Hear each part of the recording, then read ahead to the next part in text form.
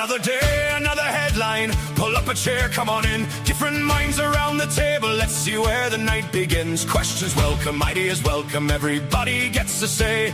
Leave with better questions than the ones you brought today. Community, unity, learning, thinking. Welcome to the following, where good logic has a say. Think a little, laugh a little, grow a little today. Joe is not at all the leader of the following, not at all a cult type of cult. Hey!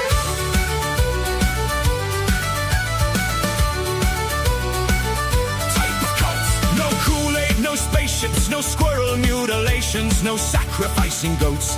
Tracksuits not mandatory, just highly recommended. Buy a hat, buy a mug, link in the description. No throwing virgins into volcanoes, no dancing around a bonfire while shucking off clothing in the middle of the forest to the beat of a tom-tom, beat of a tom-tom, beat of a tom. Not at all a cult type of cult. If the stream suddenly goes sideways, Joe boomered again.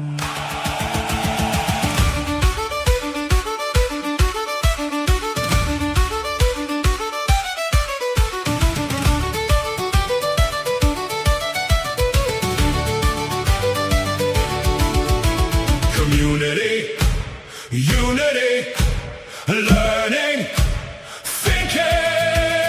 Pull up a chair, stay a while. Welcome to the following, where good logic has a say. Think a little, laugh a little, grow a little today. Joe is not at all the leader of the following, not at all a cult type of cult. The following program starts now.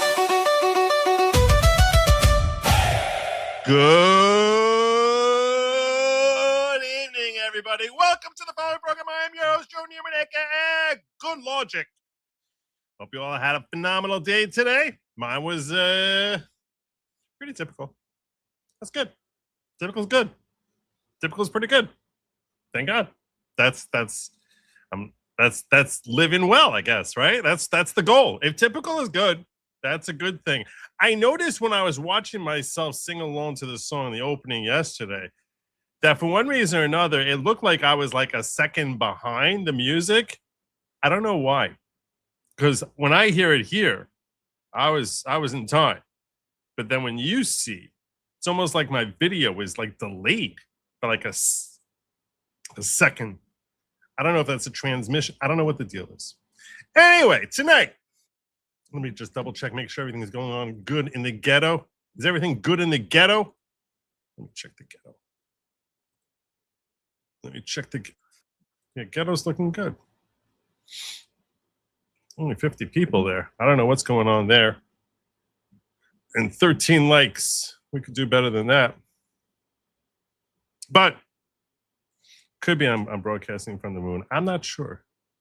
The fiddle's questionable? No. The fiddle is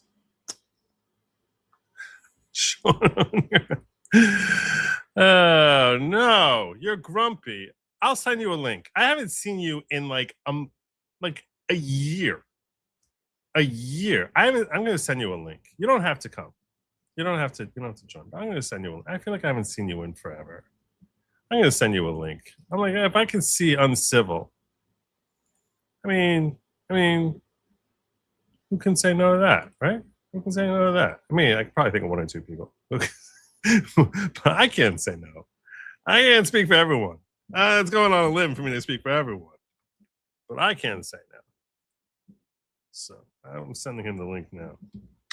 That's done right there. Tonight we're covering Trump floating out the idea of declaring a national emergency regarding our elections.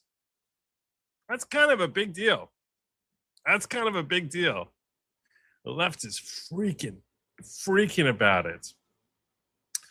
Also, Fauci exposed through his text messages that he was aware of potential hazards with pregnant women getting themselves vaxxed, particularly in the first trimester. This has has MAGA up in arms as they're talking about an astronomically high rate of miscarriages for women who got vaxxed while they were pregnant. And I've seen the defenders on the other side talk about how the numbers are all garbled and it's misinformation. I don't want you to be misinformed. I am going to have you be informed. And you'll see why it is that I come to the conclusion that both of them are somewhat wrong. You'll see how I reach that conclusion. And we'll try to do math together, which that's always a fun thing. Watching me try to do math, that's kind of a great thing that alone is worth the price of admission. Finally, Sharia is now law in the United States. It is. In certain parts of the United States, Sharia is the law. Other parts of the United States, they're looking to basically have folks who believe in Sharia law deciding what the laws should be. And we're going to talk about the constitutionality of this, whether or not this is actually any chance of holding legal muster when it's being assessed by a court of law, because some of it sounds kind of crazy, kind of insane. Plus, we have a goal tonight. If we hit our nightly goal, which is 15 super chats, quantity is $10 or more, it doesn't have to be super chats, it could be robo rants, it could be local lira. It can be shkalim. It can be whatever. It doesn't have to be dollars, I guess, in theory. It could be whatever currency they use in Colombia. Pesos? They use pesos there? I don't know what they use there. No one really knows what they use there. Whatever they use in Australia, that stuff. The Queen's money. It could be UK money. It's got to be an American equivalent of like $10 more. If we get 15 of those, we are going to go into hour 3, during which hour 3 there's going to be manifesto. That's right. Hardcore manifesto. Anyway, so that's what we got going on tonight. I'm going to start off by talking about Trump. This is the story I know the least about. So let's clear this out of the way. Let's clear this one out of the way, out of the gates. All right. Okay. Let's just clear this one off. So this is what happened. You all know about how the Save America Act has stalled in the Senate because John Thune is basically he's backstabbing Slimeball, who's either purposefully kibosh the Save America Act, which I believe at this point it's too late. Like there's no way it can pass now. Like you can't get it implemented in time for these elections. So Save America Act, we have to recognize is not going to happen for the 2026 elections. No way. It's not happening. And that's either a direct result of John Thune's incompetence at best, or his malign efforts, his malabuse of his constituents, of you and me, and 87% of Americans who are all desperate for voter ID, and this jackass has basically screwed the pooch on it. Purposefully. That's my personal opinion. At best, he stinks at his job. If you want to be like really kind to John Thune, you want to look at him, give him every benefit of the doubt, he's just incompetent and weak. If you want to look at him, what I think is more earnestly, I think that he purposefully killed this thing for one reason or another. Now, with that in mind, so now we're looking at potential problems with there not being voter ID in the November 2026 elections, and that created the genesis for this conversation here, which had a lot of people's heads spinning, left screaming, "We knew it! He's a fascist! He's canceling elections!" That sounds like he might be doing something. What's he talking about here? A lot of people get it. So let me put an idea in your head, okay? Because it's so hard to get the Senate to do anything. Now they're on recess. They don't get anything done if they never get the Save America Act done. You have the right to declare a national security emergency for elections. National security emergency for elections. What the hell does that mean? And the Supreme Court ruled in 1983 under Reagan that INS versus Chadha, that if you declare a national security emergency as the president of the United States, they can't challenge it. It can only be overturned by a 2/3 vote of both houses of Congress. So if you do this in the next month, we will get photo ID, proof of citizenship, and a limit to mail-in ballots. And let me just say that stranger things have happened. Okay, I'll leave it at that. All right. Well, stranger things have happened. Let me just say this: stranger things have happened. Mail-in ballots, and let me just say that stranger things have happened. Okay, I'll leave it at that. All right, we'll leave it at that. So let me finish with a couple of a lot of people get it. So let me. That little. Only Trump could set the world on fire with four words. Stranger things have happened. And the entire world is melting down at the notion of him saying national security emergency. You all got to have photo ID. Would that work? would that actually work? Yeah, Thune more like goon. Am I right? Or gooner? Yeah, he's a gooner. Ugh. John Thune. So he says stranger things have happened. We're gonna break down this claim here. There's an old article from the Washington Post which addresses this. There's an old article which talks about the law that this gentleman here, I don't know who this guy is. Somebody Root? I don't know. You guys know who Root is? Root? Somebody Root? I don't know. He's referencing a certain law that's brought up in this article from 7.5 years ago. 7.5 years ago. 7.5 years ago. The House voted Tuesday. This was 7.5 years ago, not this past Tuesday, not even Tuesday a month ago. But they voted, this is during Trump's first term, to disapprove President Trump's emergency declaration redirecting Defense Department funds to construction of a southern border wall. Remember when we were fighting over the border wall? Because that was the only way we can close stuff. Redirecting, and the Senate will soon take up the question. Many in Congress doubt the president's claim that there's an emergency at the border, as the National Emergency Act of 1976 requires. Many also think the president has failed to satisfy the statutory triggers for reallocating military funds in an emergency. Will Congress's actions make any practical difference? The answer is almost certainly not. That is because ending the emergency declaration requires a 2/3 supermajority in both the House and the Senate to overcome a nearly certain presidential veto. To put it mildly, reaching that threshold is extremely unlikely. But the original 1976 law did not allow a president to veto Congress's effort to rein in an assertion of emergency powers. Meaning, when they wrote the law, it didn't say that his veto would require 2/3 of both the House and Senate. That came as a result of INS versus Chadha that stripped Congress the ability to unilaterally end a presidentially declared emergency. So if he was to declare an emergency, the INS versus Chadha says you need that 2/3 majority. As a result of that decision, Trump could make such a declaration with little fear of congressional pushback.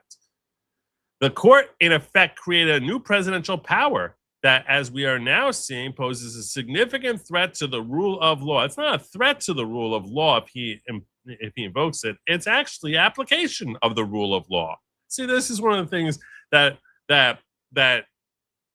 news articles like the Washington Post, who are supposed to be presenting the facts, that's what people who read them mistakenly believe it to be doing. But this is where you see the framing, because they're basically clarifying what the law is. He's not a threat to the rule of law. He's just applying the law in ways that he's empowered to do by the Supreme Court.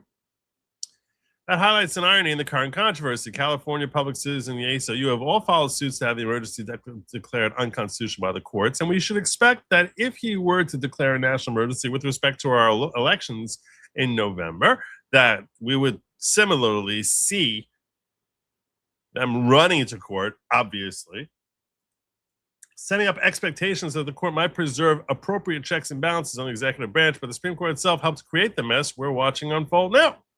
When the National Emergency Act was enacted in 1976, it was intended to impose some order on what had become a dense thicket of statutory emergency powers. The act terminated all emergencies. Then, in effect, it also required the president to follow certain procedures to declare new ones. The president has to specifically declare the emergency, and then not only send this declaration to Congress, but also publish in the Federal Register. Congress had to vote on whether the emergency should expire or continue. The original version of the act had gone even further, patterned on the 1973 War Powers Resolution, which places checks on the president's ability to set in motion and sustain military actions. That version would have automatically terminated all new emergencies after 270 days.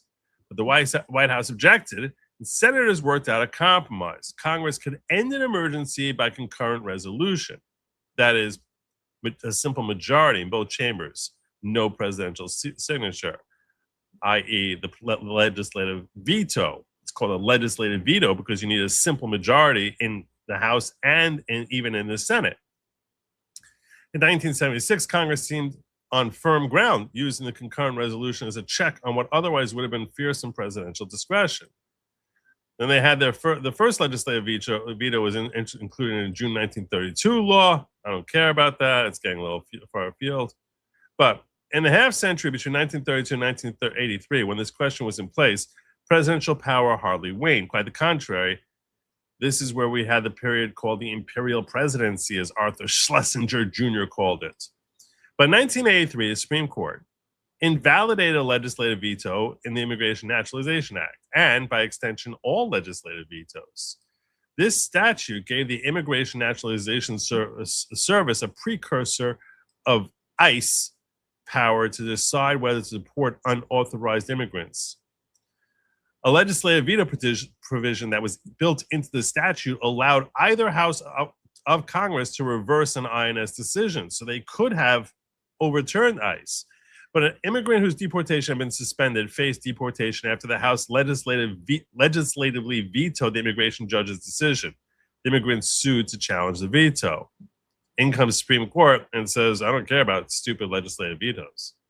They invalidated that legislative veto on the theory that it had the purpose and effect of altering the legal rights and relations of persons, which is something Congress could not do.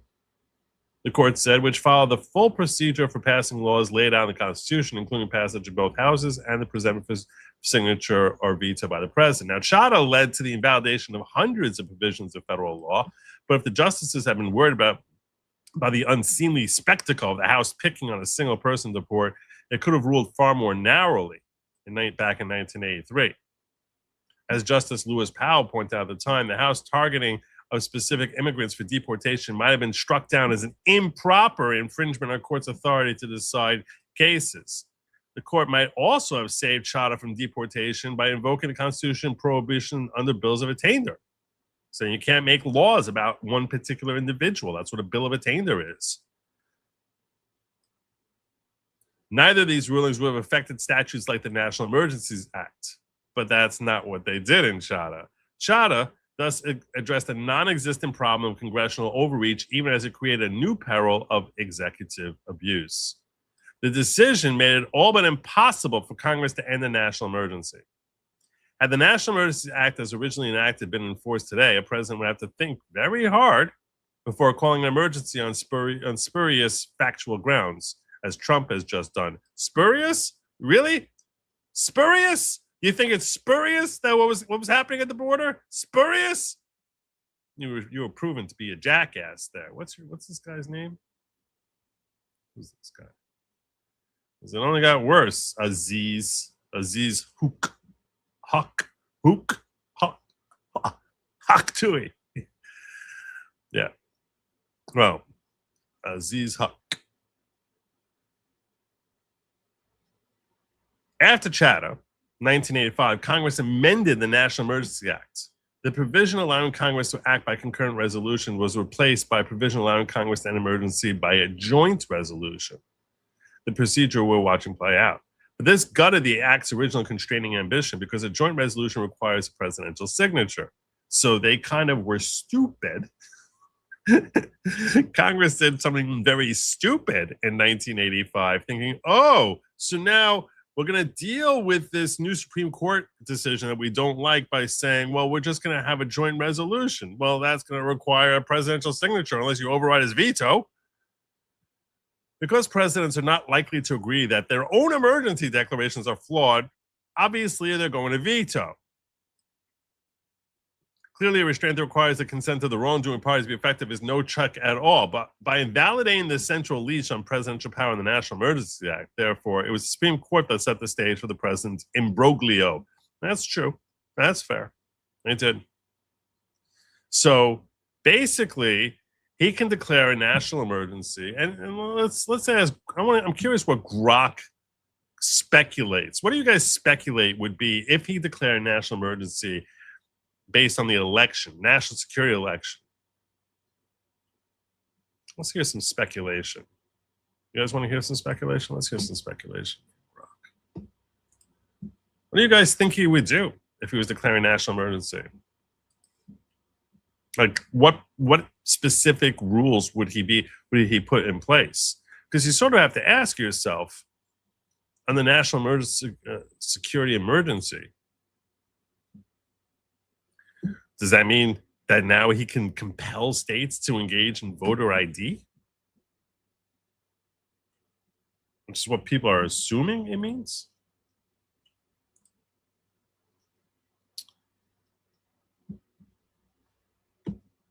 Grok is connecting.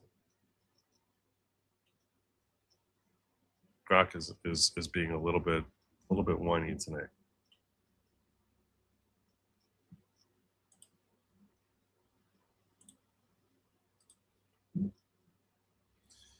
Hey Grok, if Trump declared a national security emergency with respect to elections, would that enable him to require voter ID?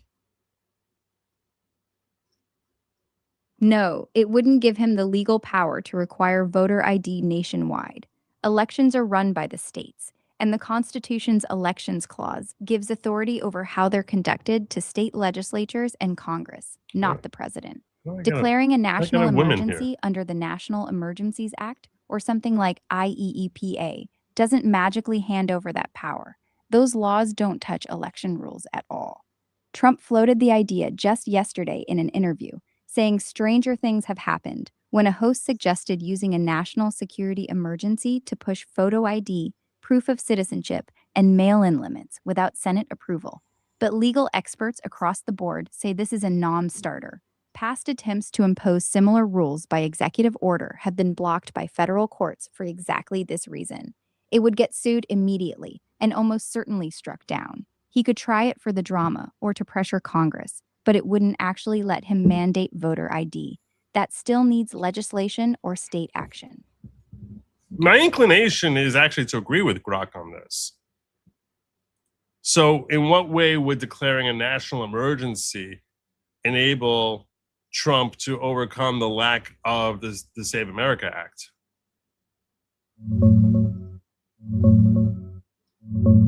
It wouldn't enable him to overcome it at all. Declaring a national emergency doesn't rewrite the Constitution.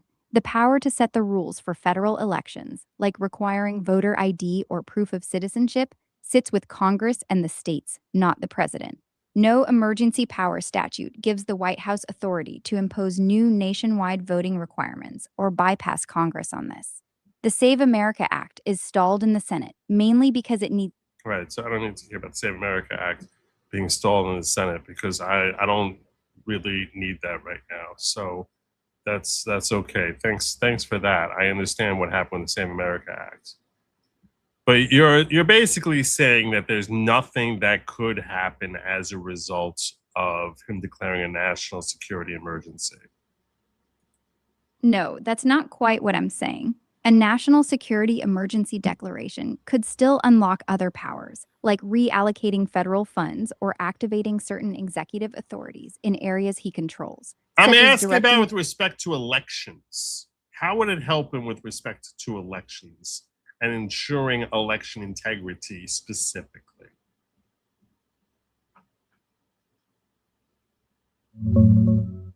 It wouldn't help him at all with elections or election integrity. The Constitution gives states and Congress, not the president, the power to set voting rules like voter ID, proof of citizenship, or mail-in limits.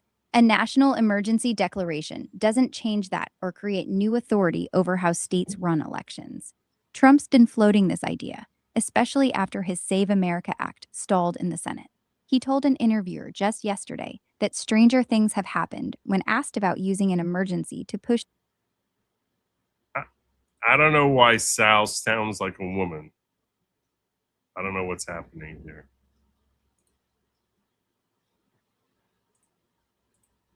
Should go try Rex. On things like citizenship databases. Stop but those talking. have faced lawsuits too. Stop talking. Got it.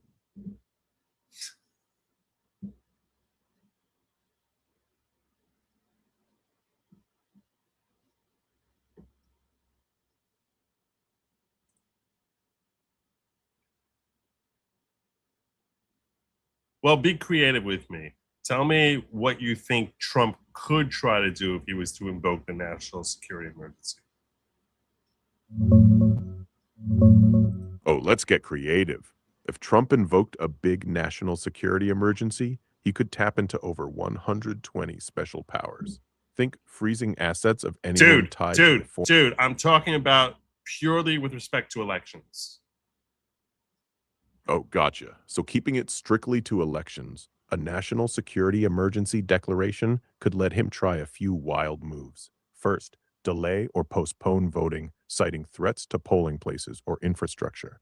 The Constitution doesn't really specify an exact date, just that Congress picks one. Second, expand federal control over election security, maybe using military or federal agents at polls under the guise of protecting against foreign interference. Third, push for emergency federal standards that could override some state election laws, like tightening voter ID or mail-in rules nationwide. He could also invoke cybersecurity powers to take over or shut down parts of the voting infrastructure. As soon as we get a dude, we get real answers. Fourth, use emergency powers to restrict communications or social media tied to supposed foreign election meddling, which could affect how campaigns spread messages. Those are the big creative swings he could take, but courts would almost certainly get involved fast and block most of it. What part of this are you most curious about? I want to talk about number 3, the push for emergency federal standards that could override some state election laws like tightening voter ID or mail. So I imagine that you're part of Trump's administration and you're looking to engage your national security emergency powers. Try to do your best to justify how that would enable him to compel states to require voter ID. Look, under a national emergency declaration tied to foreign election interference, we'd frame it like this. Our intelligence community has credible evidence that adversaries like China, Iran, and Russia are exploiting vulnerabilities in our voting systems. States with lax mail-in voting rules and no voter ID requirements are the soft underbelly they're targeting. Using the emergency powers, we declare that inconsistent state election protocols create a direct national security threat by enabling foreign actors to flood the system with fraudulent ballots or manipulate voter rolls. Therefore, uniform federal standards are immediately necessary to protect the integrity of the election. Specifically for voter ID, we'd argue that the absence of ID verification in many states allows foreign operatives using stolen or synthetic identities to vote undetected. The emergency order would mandate that all states require secure photo ID for in-person voting and implement strict verification protocols for mail-in ballots, with federal funding tied to compliance. We'd back this with the president's authority to protect critical election infrastructure and use national security directives to preempt conflicting state laws. Any state that resists could face federal intervention to secure their voting systems until compliance is achieved. It's aggressive, but in a genuine emergency scenario with real intelligence backing it, this is how we'd sell it legally and publicly. What do you think, boss? Want me to flesh out the mail-in restrictions next?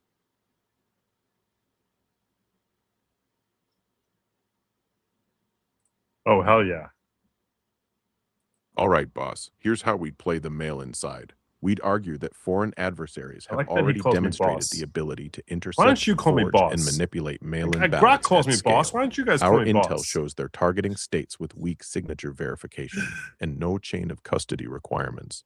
Under the national emergency, we declare that unsecured mail voting constitutes an unacceptable risk to election integrity. The executive order would mandate nationwide minimum standards, strict photo ID for mail ballot requests, mandatory notarization or witness signatures for return envelopes, a hard deadline for ballots to be received by Election Day, and full ballot tracking with digital signatures. No more ballot harvesting, no more drop boxes without federal oversight, and we'd require states to purge inactive voters from rolls using federal databases. States that drag their feet get hit with immediate consequences. Federal marshals or National Guard securing their mail facilities, withholding of election security grants, and direct federal administration of mail voting in non-compliant jurisdictions. We'd lean hard on the president's authority to protect critical infrastructure and defend against foreign interference. The messaging writes It's itself. aggressive. We're not stopping anyone from voting. We're making sure only American citizens decide American elections. Want me to draft how we'd handle the inevitable lawsuits or focus on the public rollout? Of course. Drafting the lawsuit strategy, Mr. President. We expect the usual suspects, blue states, ACLU, voting rights groups, to run straight to federal courts screaming states' rights and voter suppression. Here's how we counter. They would. First, we file in friendly district courts first to get favorable rulings on the record. We frame every brief around national security. This isn't about election administration. It's about defending the republic from foreign adversaries actively attacking our elections. Judges get real quiet when you drop classified briefings showing actual interference attempts. Our strongest argument: the Supreme Court has repeatedly said states can't claim sovereignty when it comes to national security. If the president can freeze bank accounts and seize property under emergency powers, he can damn sure require ID to vote. For the messaging, we keep it brutally simple. Democrats are suing to protect foreign interference in our elections. I like it. Every press conference, every truth, every interview, we hammer that Democrats and activist judges are choosing China and Iran over American voters. We also prep executive actions that survive even if courts slow walk us, redirecting federal resources to help compliant states run their elections smoothly, while non-compliant ones struggle. Public contrast is everything. Want me to write the actual talking points for when the lawsuits hit, or should we game out how we handle defiant governors?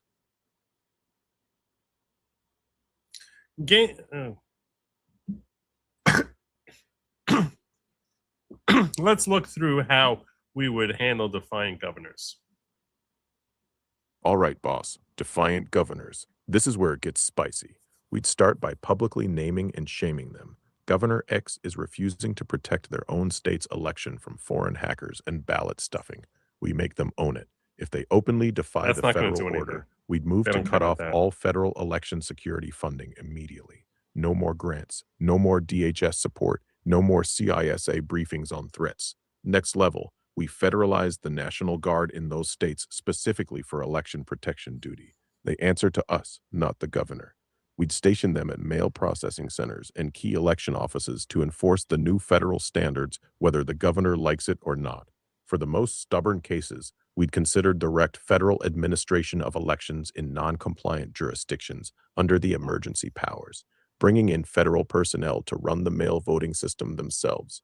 The key is speed and optics. We act fast. We document everything as national security necessities, and we make sure the public sees us as the ones trying to secure the election while the defiant governors look like they're shielding fraud.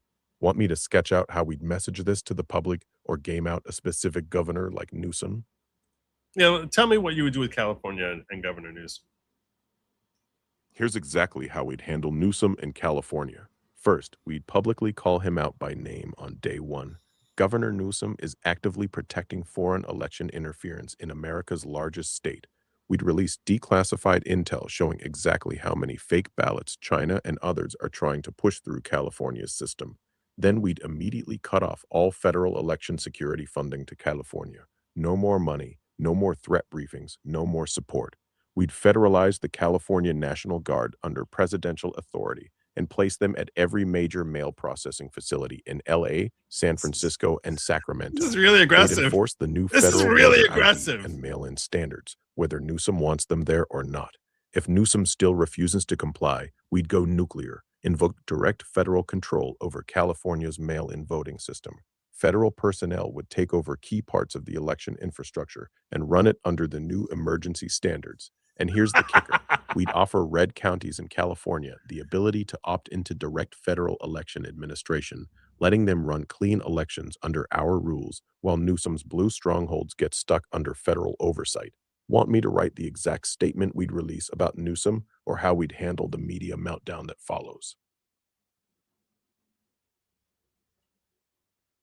I'm loving this. I'm loving this. Hold on a second. Thank you for this, Theophrastes. I'm doing my best. I'm doing my best. It would allow him to control USPS and ballot delivery. Well, that's one way. Enforcing law by stopping illegals from voting. But the national security, you sort of have to invoke foreign threats.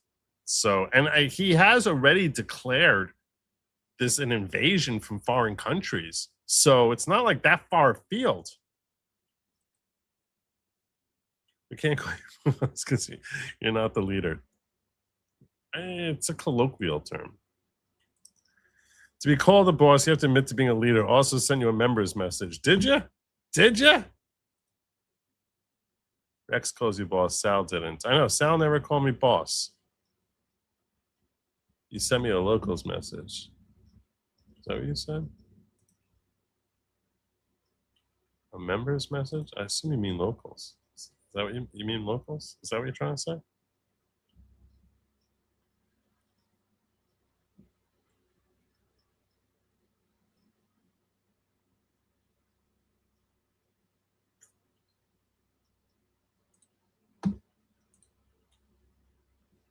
Let me see if I find it here.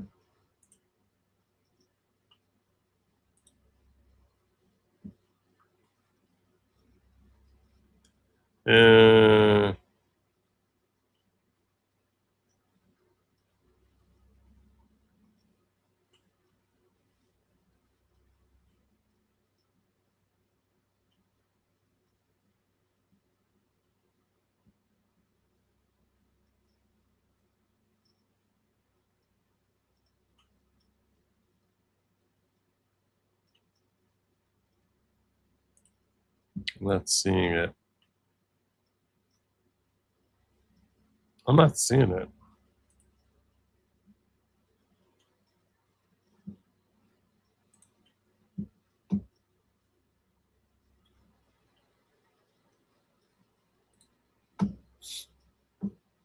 Trying to see. I look at.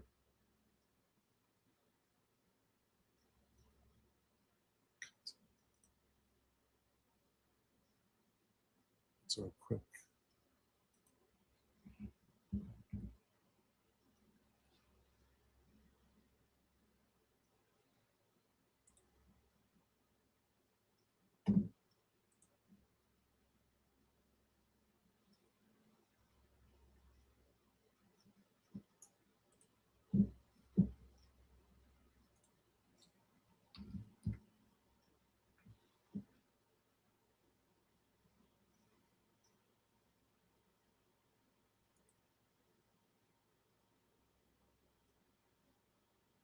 Let's see it here. I'm sorry, brother. I'm not sure. Okay, well, did you say where you want me to look? Because I'm a little bit, I don't know what a member's message means. All right. So in theory, he could take over the mail and send troops in to run their elections. See how when we got a man, all of a sudden there were answers, like real suggestions? It's the weirdest thing. Why did you start this conversation with me by claiming that there was nothing he could actually do? I didn't claim he could do nothing. I said courts would almost certainly block most of it, and that's still true. I was role-playing as part of his team, showing you the strongest possible argument they could make to try forcing voter ID and mail-in restrictions via emergency powers. But legally, that argument is very weak. The Constitution gives election rules to states and Congress, not the president. Emergency powers like IEEPA are mainly for economic sanctions and foreign assets, not overriding state voting laws. Courts have already struck down similar Trump executive orders on elections for exactly this reason. The role play was creative speculation on their pitch, not my actual. And I have to agree that I don't know how well this would hold up in court. I don't know how well this would hold up in court because he's tried so many similar things that it does seem as if it's unlikely this would actually hold up. To be fair, if I call you boss, will you assume you're Bruce Springsteen? God forbid. Oh Lord, no. No, I would never trade places with Bruce Springsteen in a million years. What a miserable life. I know everyone thinks they're like, oh yeah, you know, rock star for 30 years has a great life. I think he's got a miserable life. I think he has an absolutely miserable life. So thank God I'm not Bruce Springsteen. YouTube membership message. What? What? What's that? To believe. What is that? YouTube membership messages? There is such a thing?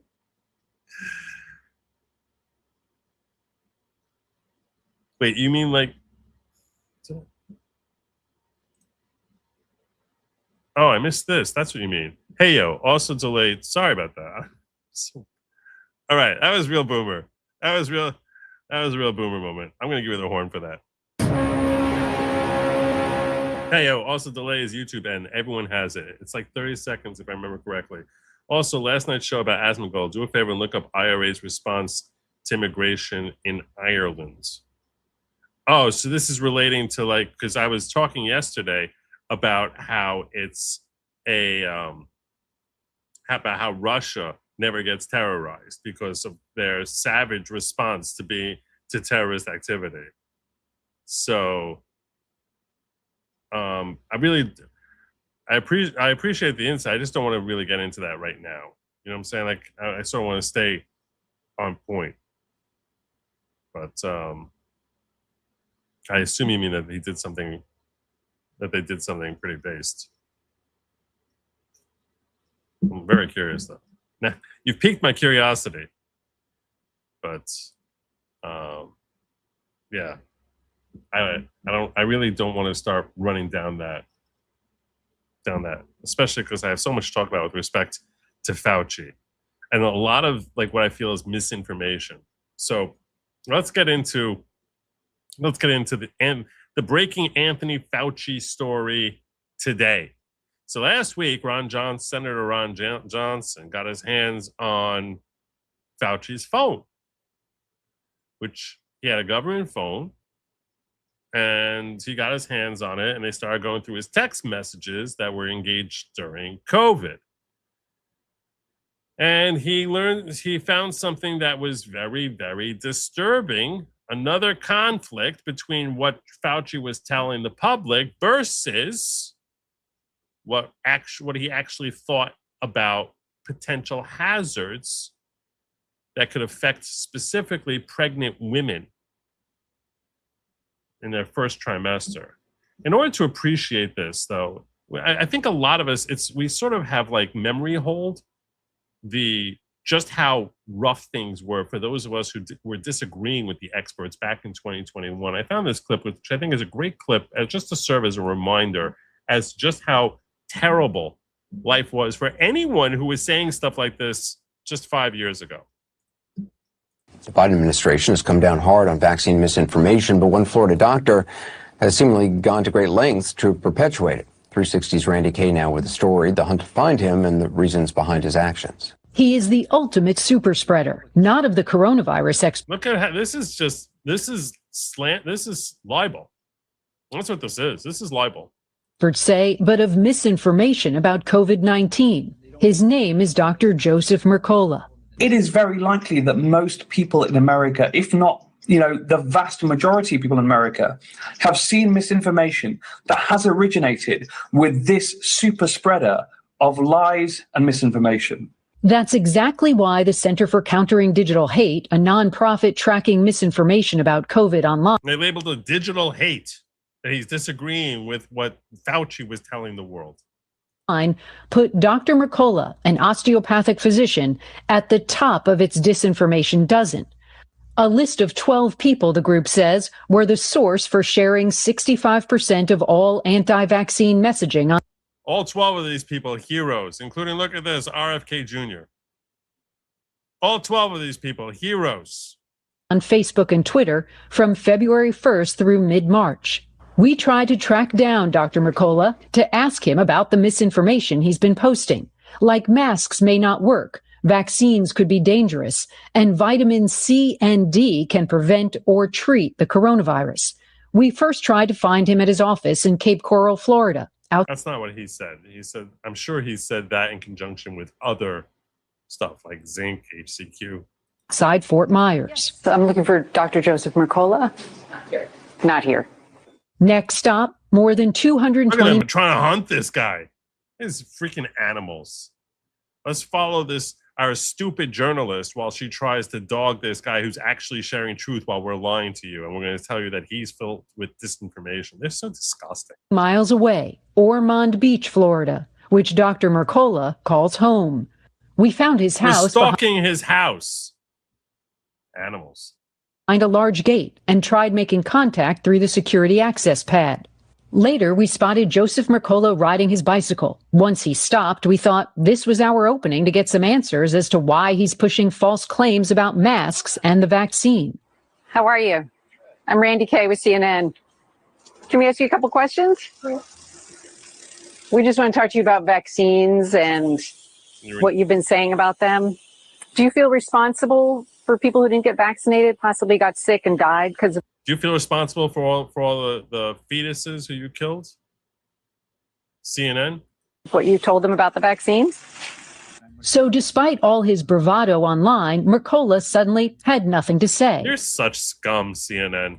Though after we emailed him questions, he responded saying, I encourage every person to fully educate themselves to make individual decisions about medical risk-taking. Throughout the pandemic, he's been quite outspoken. I wanted to go back to the reason why the mask may not work. In his email to us, Mercola You don't play why it might not work. You just want to say, oh my gosh, he's a crazy person who's telling us the mask may not work. Well, the way people were using masks for 6 days at a time, which they're meant to be used for a couple hours of surgery. Not like people touching their masks all the time. This is the stupidest. It was the stupidest thing, the masks. It was the most ridiculous thing in the world. Challenged any suggestion that he belongs on a disinformation list. Still, by fueling the narrative that vaccines are dangerous, who knows how many of his followers chose to skip the vaccine? And lucky them. Mercola hasn't made clear to his followers is that according to the CDC, the vaccines are safe and effective. How do you know that? I didn't know he didn't say that. He could say that and say that's what the CDC says. I think they're wrong. Why do you assume he doesn't tell people that? Because he seems to be someone who's actually very comfortable with addressing different sides of the equation. You saw in his response there that he said, I advise everyone to look into their medical treatments for themselves. That's not him trying to force an opinion the way you were trying to force your mRNA into my arm. Though he told us via email that over 400,000 adverse events and 6,000 deaths from the COVID-19 vaccines have been filed, a majority of which were filed by medical professionals. To be clear, the FDA has not established a causal link to these deaths. Of course, no one's been harmed. No one's been harmed, you lunatics, stupid idiots. God, I hate these people. That's how evil they were. We forget just how the level of evil that they were engaging in. It was extreme. Anyway, so Rand Paul shared this out today.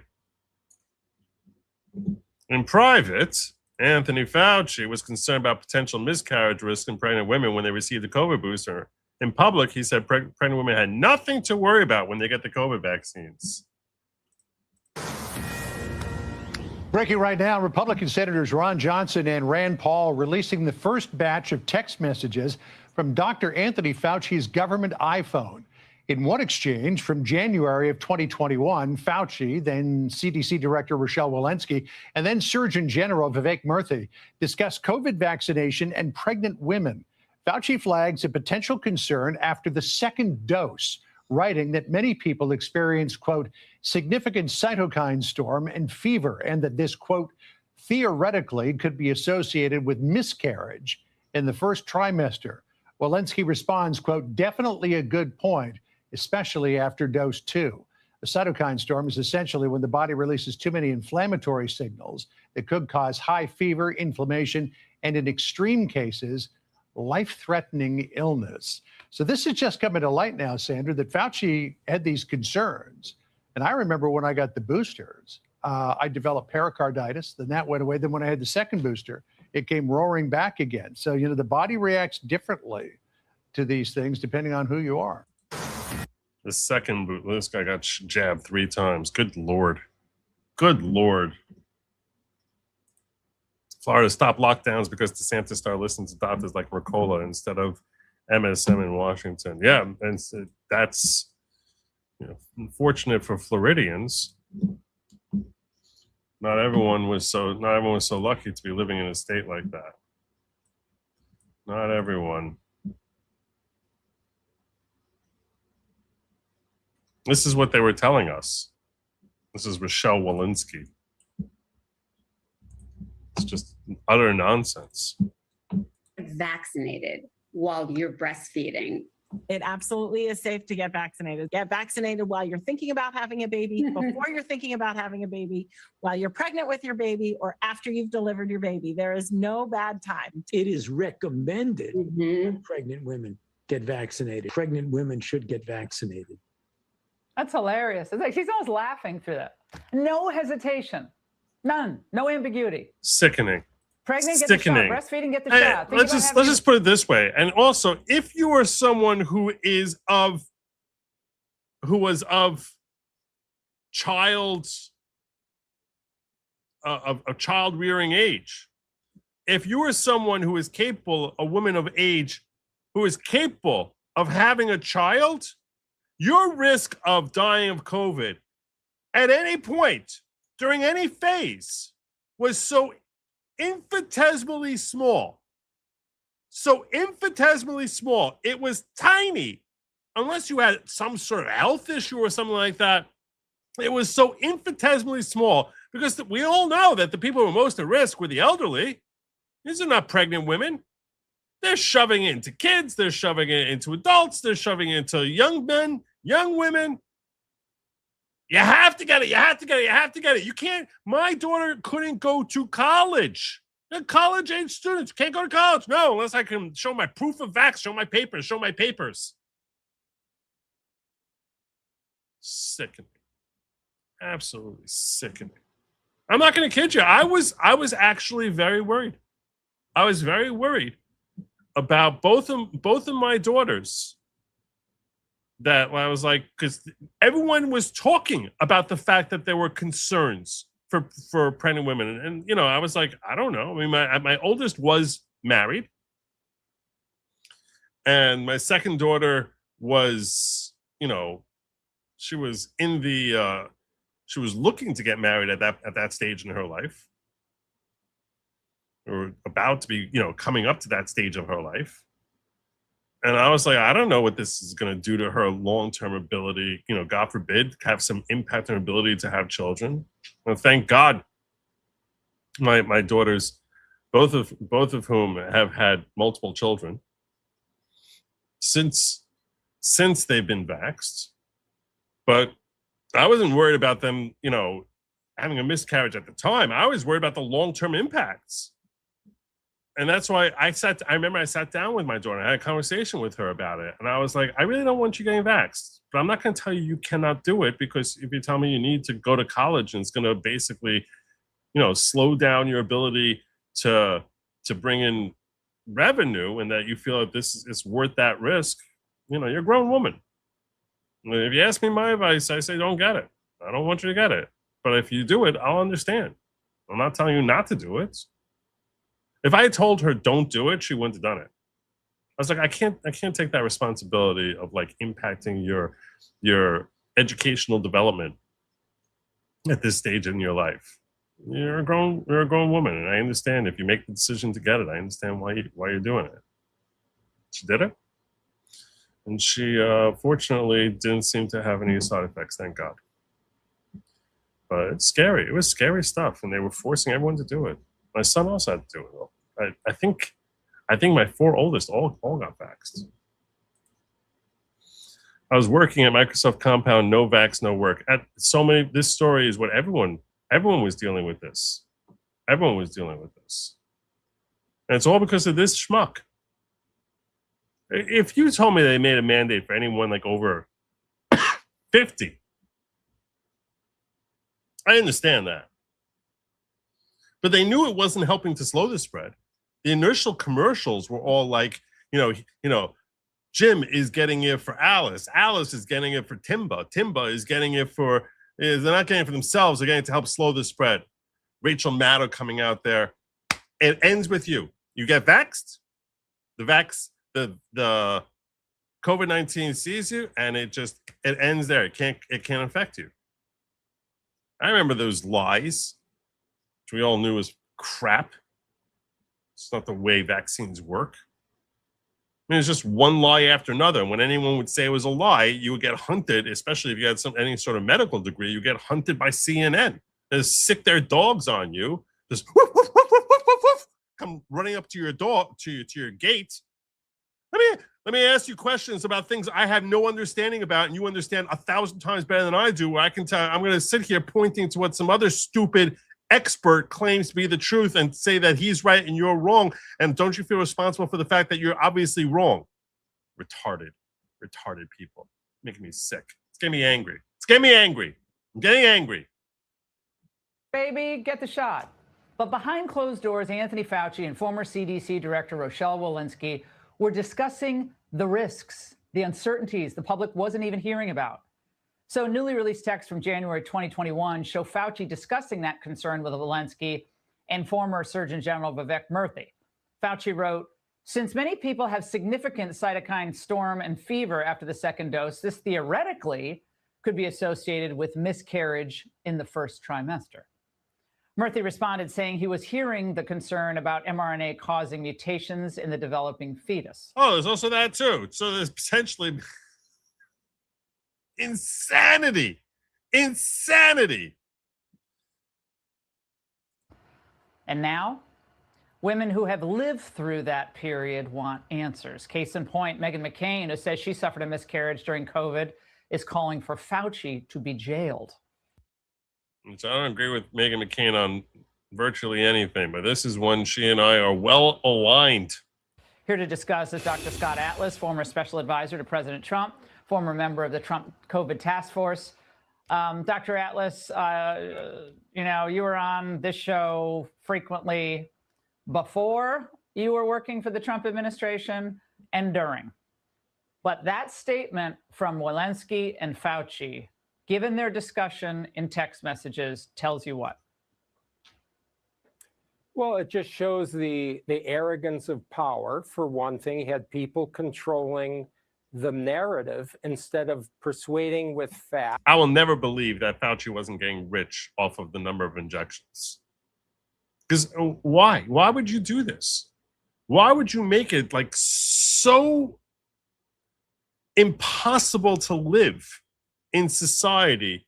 Why would you be screaming this? I also, by the way, I blame the 3 stupid leftists and SCOTUS for their stupid upholding of all these stupid policies. Ridiculous. They wanted to use fear of COVID instead of being transparent. I mean, Laura, this really sort of, in a big picture, violates the most fundamental part of medicine and medical care in an ethical society, and that is informed consent. We're supposed to be a free society.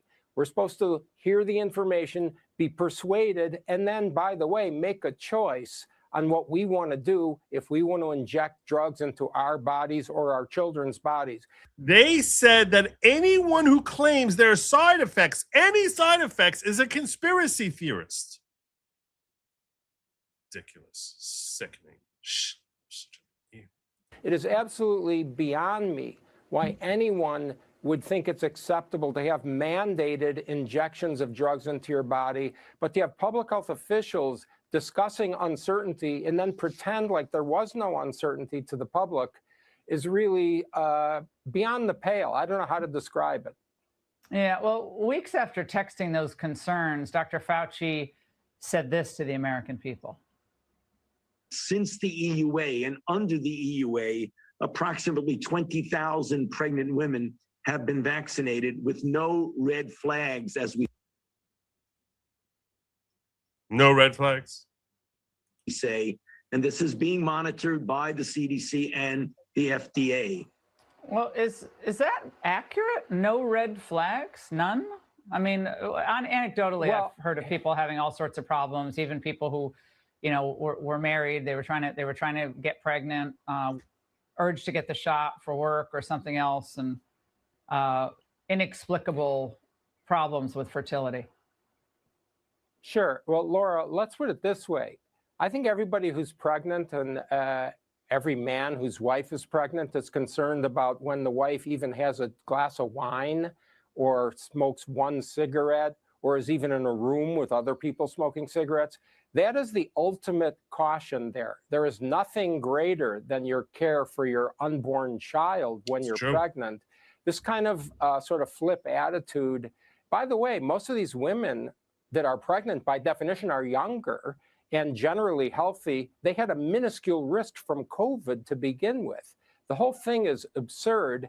I want to point out another failure that people don't talk about. That is your own personal medical care. Your doctor. The doctors, and this is very common, they push CDC recommendations. They coerce their patients with pressure to get vaccinated. The reason for that is because they're concerned that they're going to get in trouble if, in fact, the CDC was right. Legal exposure, that you know, that they would be considered to be committing malpractice. This is what the CDC is saying, and you're giving alternate advice from that. I think that's probably what pushed people.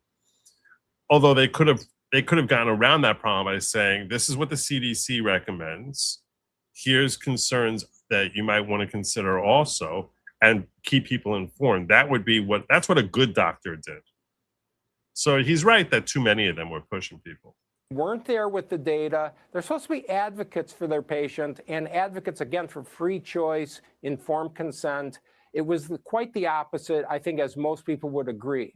The next time we have something like this, I advise people all the time, ask your doctor, what's the data behind the recommendation? Well, Dr. Atlas, I can't tell you how many doctors I fired because they tried to push me into things like that. Dr. Atlas, thank you very much. So aggravating. So utterly aggravating. I apologize to the ghetto and specifically with Zelly, and I missed this earlier when he said none of this matters until you fix voting rolls. The people who shouldn't be voting will still be on the list, even with voter ID. Yeah, but then they have to come in and I mean, yeah, I mean, in theory, I can't argue with that because people vote for them. So that's the real problem with flawed voting rolls. Is it sort of creates this cache of ballots that can be used to play around with by nefarious actors who have access to that information that, hey, this is someone who's not going to vote unless someone votes for him. So that's what I think is the big problem with the voting rolls. It just invites an opportunity for fraud. But coming back to Fauci here. Amazing Stray says, all the head people in the CDC approved mRNA injections without proof of its effectiveness. Of course. Of course. Thank you, Adelian. Appreciate that. Joe, you don't know how the sadistic joy a sociopath has with control manipulation of others, that they view others as toys. I was married to one.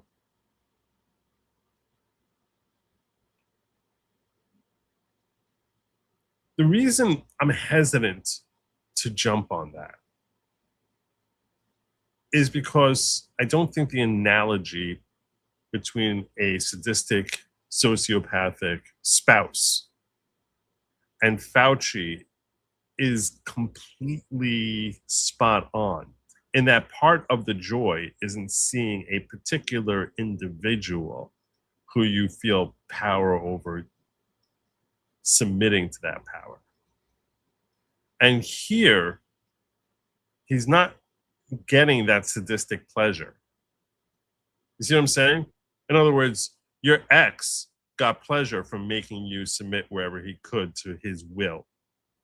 That's the pleasure that the sadist feels in that psychopathy. But Fauci doesn't even he doesn't see the millions of people. He knows it's happening, but he doesn't see it happening, which you would think would blunt whatever sadistic pleasure he would get from controlling people.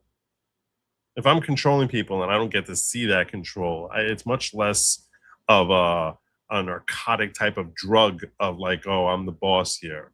You know it's there, but it's like, it's when you see it happening.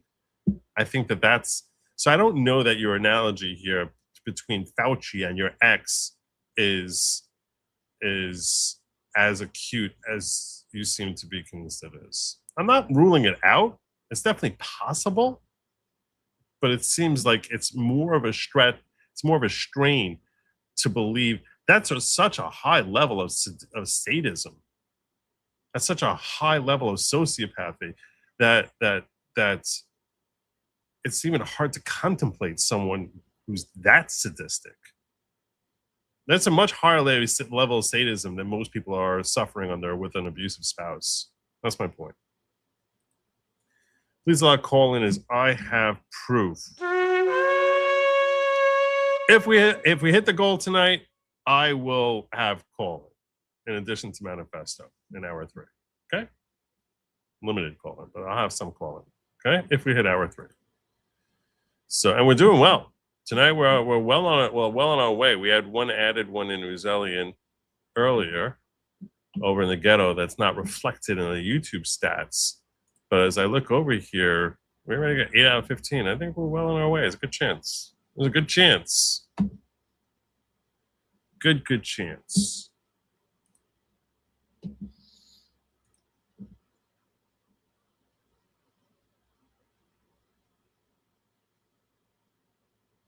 And here's another theory as to why it was that he hid this information. I don't know how satisfying this response is. Do you think he felt that the American people couldn't be trusted with this information? Because in my mind, if you're a believer in vaccines, and look, we were both part of Operation Warp Speed that happened during the Trump tenure, more information is better in instilling public trust.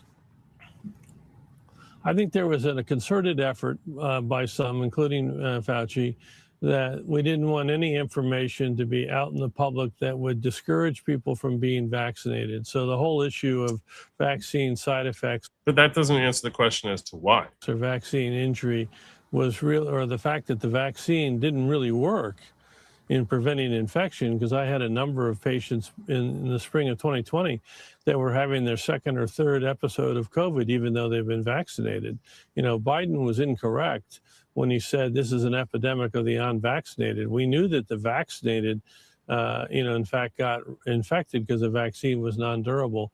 So very disappointing, because I think there was a view that some have, and, I think Tony was in this view, was that he knew better what was right for you than you knew better what was right for you. So he'd make his decision. That was very apparent throughout. That was very apparent throughout, but it really doesn't explain what his motivation is. So maybe Kim's right. Who knows? Welcome aboard, AZ Merce. Welcome to the following. Where Good Logic has to say. Leave with better questions than the one you brought today. I'll come back to this one. Let's hear some rage.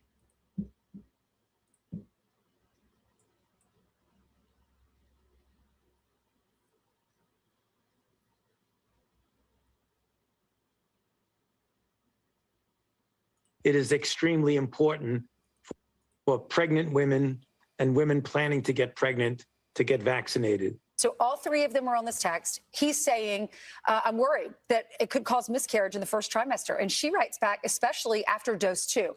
Then a month later was that soundbite that you just heard when he's saying no red flags. Women can get pregnant. Women planning to get pregnant, they need to get vaccinated. So he's saying one thing in the text to these other experts. Why didn't any of those other 2 experts speak out? Why didn't the CDC director or the Surgeon General say, Dr. Fauci, you told us something different in our text messages a month ago. Are we lying to the American people? What if a woman is pregnant right now and she takes that second dose and she has a miscarriage? Is that our fault? Because we didn't tell the public the truth. What if you had a miscarriage in 2021? Do you now, are you like wondering now, was it because of the vaccine? Dr. Fauci told me I was fine to take it. This is going to open a whole new can of worms. People are going to sue because they're going to be so upset about this. They lost their children. How many children are, if this is true, if the vaccine did cause miscarriages, how many children are in heaven because of that misinformation? How many? How many indeed?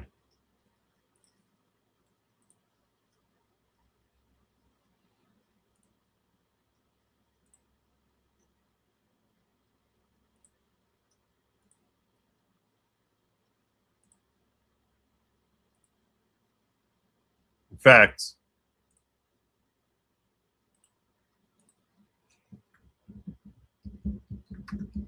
there's a very wealthy man who suffered as a result of this.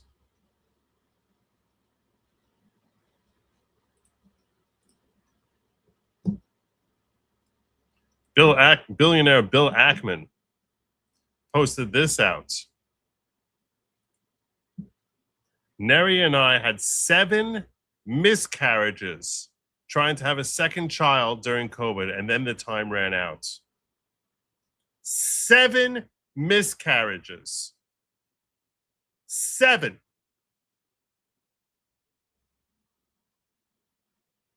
Seven miscarriages.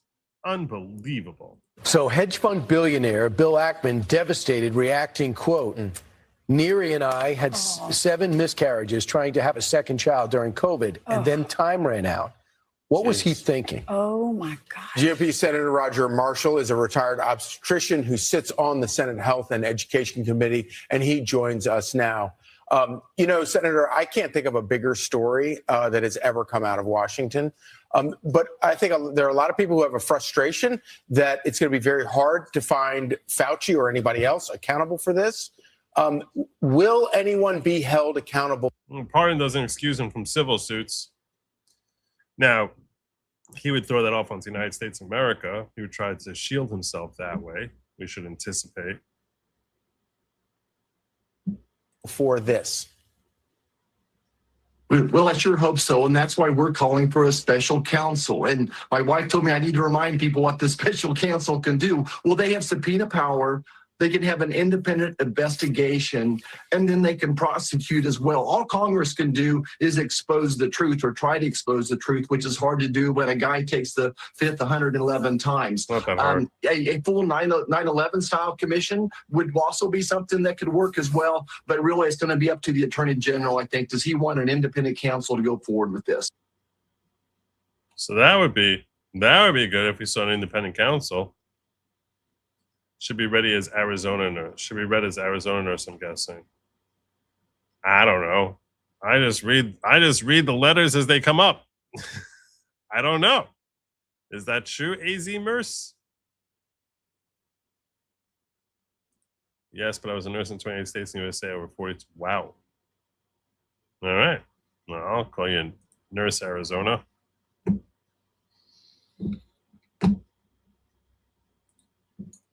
So, yeah. 7. That should be a lawsuit. Now is the time for this. We've all seen the text where Fauci in January of 2021 said that there could be an association between the COVID vaccine and miscarriages. But have you seen these graphs? This is horrible. I'm just going to tell you guys right now, this is absolutely horrible. The first graph shows reports of miscarriages and stillbirths, specifically after receiving the COVID-19 vaccination. You will notice that the graph has a spike from about midsummer of 2021 through early spring of 2022. If you recall, this is when mandatory vaccinations were at their peak.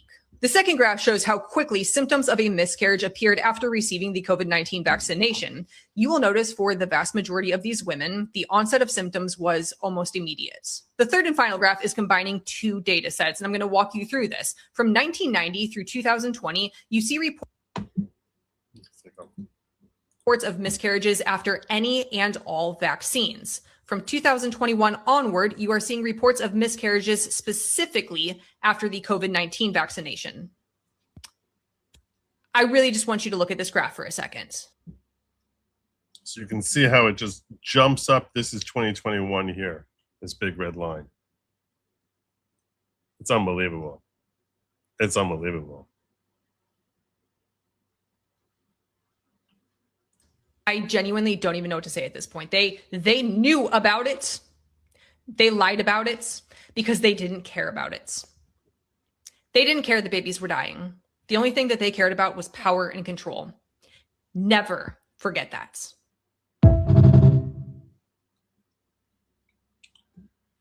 Indeed. Now, there are some people who are refuting this. There are some people who are refuting this. We're going to come to that in just a moment.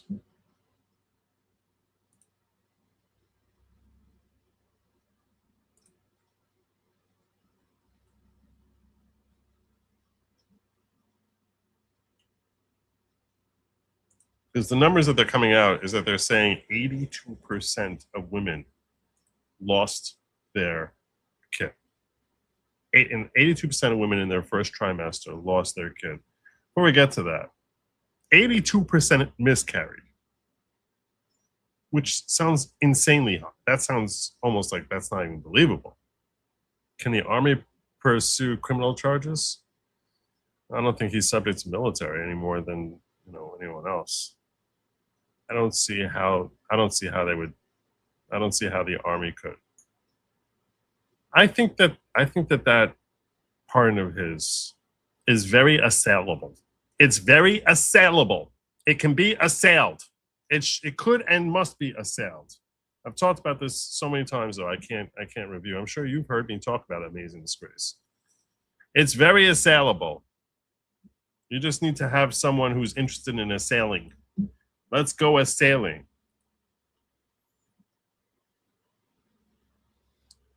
Here is Florida AG Uthmeyer weighing in on the topic with Benny Johnson. And I got to tell you, this hits very close to home, Benny. I mean, we were there. I know, like you, our first child in the beginning of 2020. And I remember the doctors and the nurses and everybody pressuring my wife to get vaccinated. We had not been vaccinated, telling her that if she got COVID during the first trimester, it could create, life-altering symptoms that might hurt the baby. And, they pressured, they belittled. I mean, it wasn't an option. They kept forcing it. And I'll be honest. I'm glad he brought that up, because that was one of the pressure tactics that they used, was that they said, well, what happens if you get COVID during the first trimester? That could, that can cause a miscarriage. That was what they basically were trying. That's how they were trying to get pregnant women specifically, more than any other demographic, to get vaxxed. Because they basically were trying to scare the bejesus out of you that if you got COVID, that could harm the fetus. So they were specifically targeting pregnant women. Week at one moment and said, well, maybe you ought to just listen to them. They're the experts. I mean, understand what he's saying here. He's saying neither he nor his wife were vaxxed. The reason that they were thinking about her getting vaxxed was because she wanted to get pregnant. I mean, they literally inverted reality. Inverted it completely. so that he doesn't have to get vaxxed. He's like, oh, okay, but you're going to become pregnant. Maybe you should get vaxxed because you're going to get pregnant. They wanted us to believe they were the experts and they were looking out for us. And I thank God that she's a stronger person than I am. She said, no, I am not doing it. I don't know what's in those mRNA jabs. I don't know what the side effects are going to be. Thanks be to God, she gave birth to a beautiful baby girl. But so many other people out there fell victim to the pressure. And I know there's a lot of very angry women out there today, and rightfully so, because he took something special for them. And, mark my words, we got to go through all the elements of every aspect of Florida law. But there will be. I mean, I got to tell you, I had a son who was born on January 6, 2022, on the 1-year anniversary of January 6th. And his mother was vaxxed. And that kid looks kind of funky. No, I'm just kidding. Fries, if you're watching, you're adorable. Stop. Don't worry. I was just totally making a joke with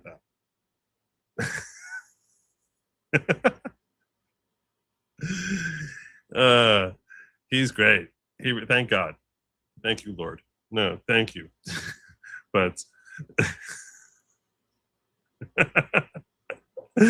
his parents sometimes watch the show. No stone left unturned when we are done. We will look at every aspect of Florida law to seek accountability. So what is your message to the Maha moms out there, to the mothers who had a... It's a little disconcerting that he has to say it like that, because it's almost like he has no idea what part of Florida law would enable him to go after Fauci. Like, he seems like, because otherwise he'd be listing off potential statutes. Like, you come on the Benny show and you're basically like, hey, I'm going to come after him under, 14 FL 1107, something. Give us the part of the Florida Penal Code that you think might be ripe here. I wish. It doesn't seem like it's coming. Miscarriage. Meghan McCain has been just going off on X about her miscarriage and that she was pregnant and then got the COVID vaccine and instantly had a miscarriage. And I started looking to see if we could find other cases like that in there. Not only hundreds, maybe thousands in my timeline alone, of fathers and mothers lamenting that they had a miscarriage immediately after getting the COVID-19 vaccine. What's your message to them? How can they seek some cold comfort in knowing that there's at least some that are willing to pursue justice here? Sure. Well, my message, first of all, is you're not alone. You are not alone. There's a lot of people out there, and everybody was branded as conspiracy theorists when we asked questions, when we doubted, when we talked about seeing, heightened rates of miscarriages and that it could be related to the vaccines. Everybody told us that we were conspiracy theorists. Well, no, the conspiracy was that which was perpetrated on everybody out there, that which was perpetrated on the people of our country. So I can't bring the children back. I cannot make it right. I'll never be able to do that. But what I will do is I will fight to answer every question we can to get to the bottom of what Dr. Fauci knew, what was discussed with the executives at these big pharmaceutical companies, all the way down through the... And it is sickening that the executives at these pharmaceutical companies and the companies themselves all got a pass from any sort of repercussions. They have no skin in the game. And, it's frustrating that it feels as if there's no recourse. I guess in theory, you could sue the United States of America. Because going after Fauci himself, I'm just saying, as a commercial litigator, you could name him and name the United States of America for basically misinforming you. It likely could be a class action suit. But typically when someone's working in the employ of the United States is the defendant. And you remove the individual so Fauci himself wouldn't see any repercussions. But you're talking about a class action suit that could be worth trillions in theory. But, you know, they basically lied to millions of people. It could really be devastating. It could be devastating to the economy in theory. Both the baby's heads look cute or just one?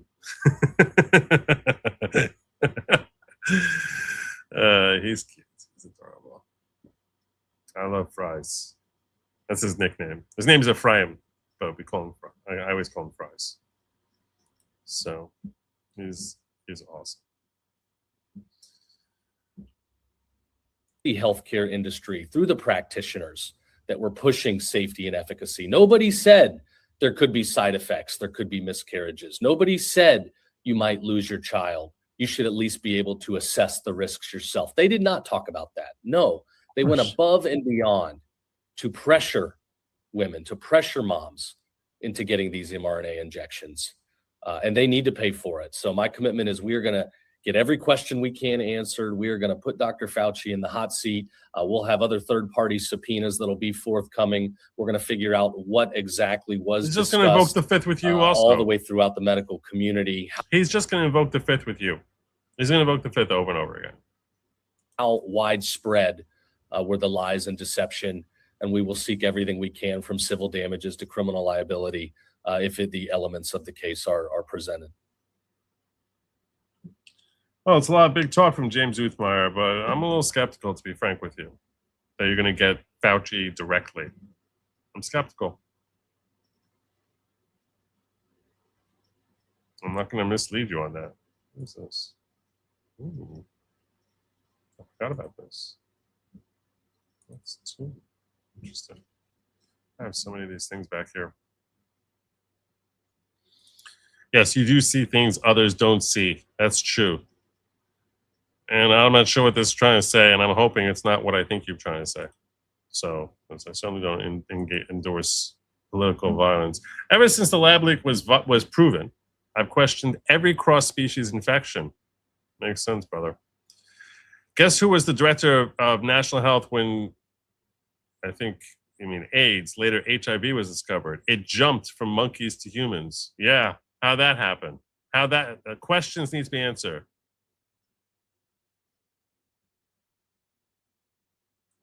I don't want his wallet. I want his he-ad. You and me both. We both want his he-ad.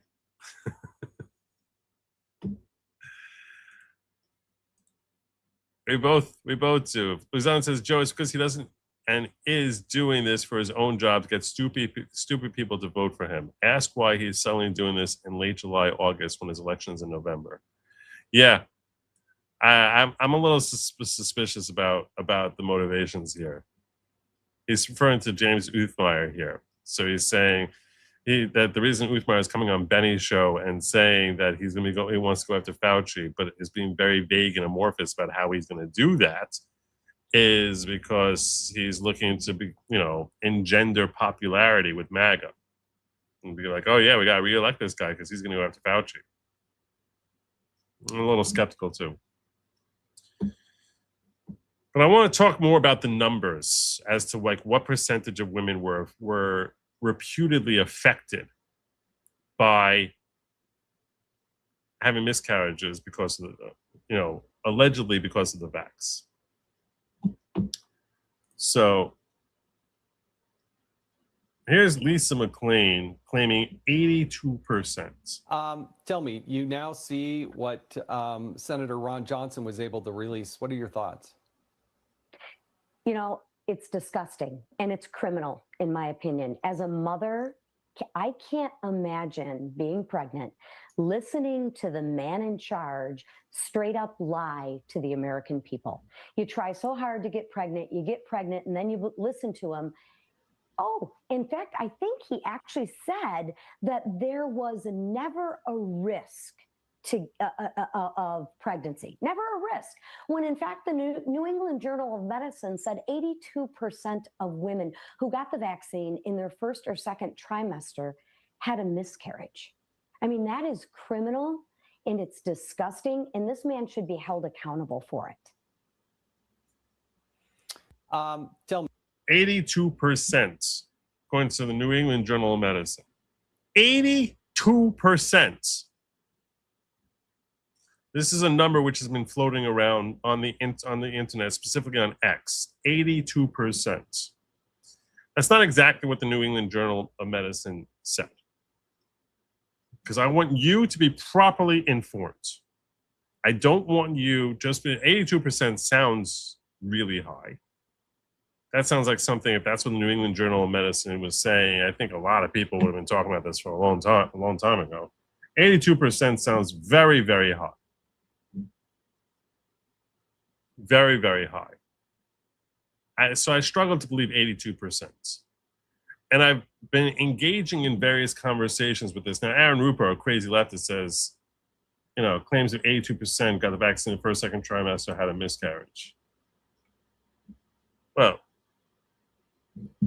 82% of pregnant women in their first or second trimester.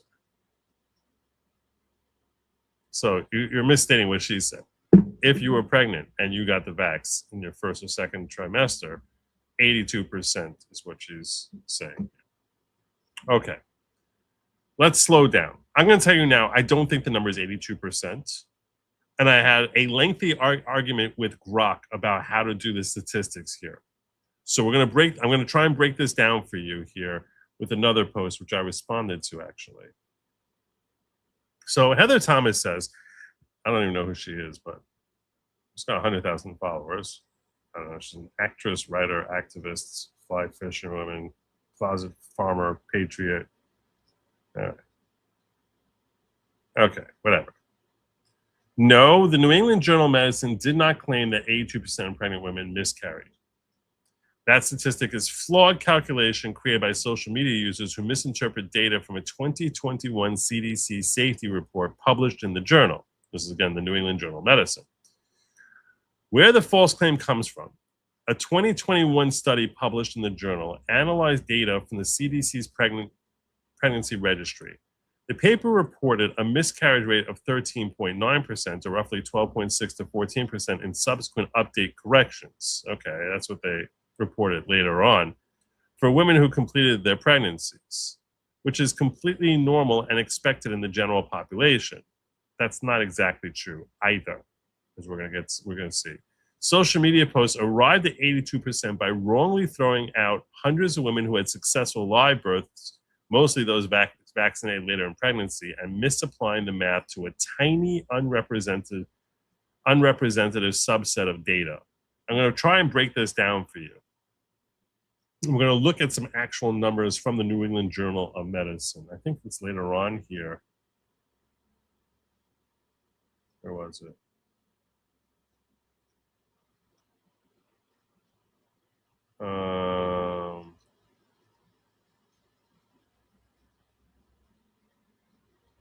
I can recreate my conversation with Brock about this. In order to understand the statistics, and this gets into a little bit of complicated math, but basically, there was a study done of roughly, I think, 824 pregnant women. Okay? 824 pregnant women, most of whom were later in their pregnancies, most of whom were like in their third trimester. Well, let's pull this out now. Let me see if I can. We're going to Grok this. You're going to see Grok is going to be very defensive of Heather Thomas. And you're going to see where the statistics, and Grok's going to try to lie to me. I'm telling you now, Grok's going to try to lie to me. And I called Grok out on this when I was like trying to argue out how statistics get measured. So he says, Heather Thomas posted a detailed explanation debunking Representative Lisa McClain's claim of 82% women vaccinated in their first, second trimester miscarried, attributing the figure to misinterpretation in 2021. The original study reported 39% pregnancy loss rate among 827 completed pregnancies, aligning with an expected background rates of 10 to 26% in the general population. I haven't heard 10 to 26. They say 10 to 15. 10 to 26 is retarded. With most live births from third trimester vaccinations. Proper follow-up analysis using life table methods on early pregnancies yielded a cumulative spontaneous abortion risk of 12 to 14%, confirming no elevated risk from mRNA COVID-19 vaccines. I told you, Grok is going to lie to us, and I'm going to show you how Grok is lying to us here. Okay, so we're gonna have a conversation with Grok.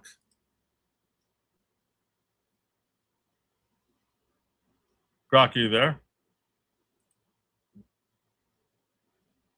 Oh, give me this. Let's go.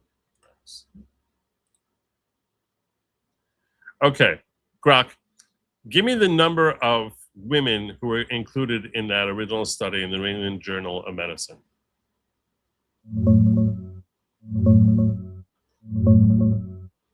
I'm not sure which specific study you're referring to. The New England Journal of Medicine has published thousands of original studies over the years. The one referenced here that got them to the number of 82%.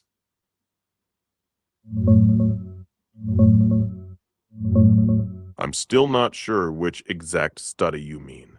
The most likely match is the 2020 NEJM paper on women physicians and Okay, this is useless. Hold on a second. Let me find what I was talking about. Uno momento. So I'll find it here. I know how to find this a little faster.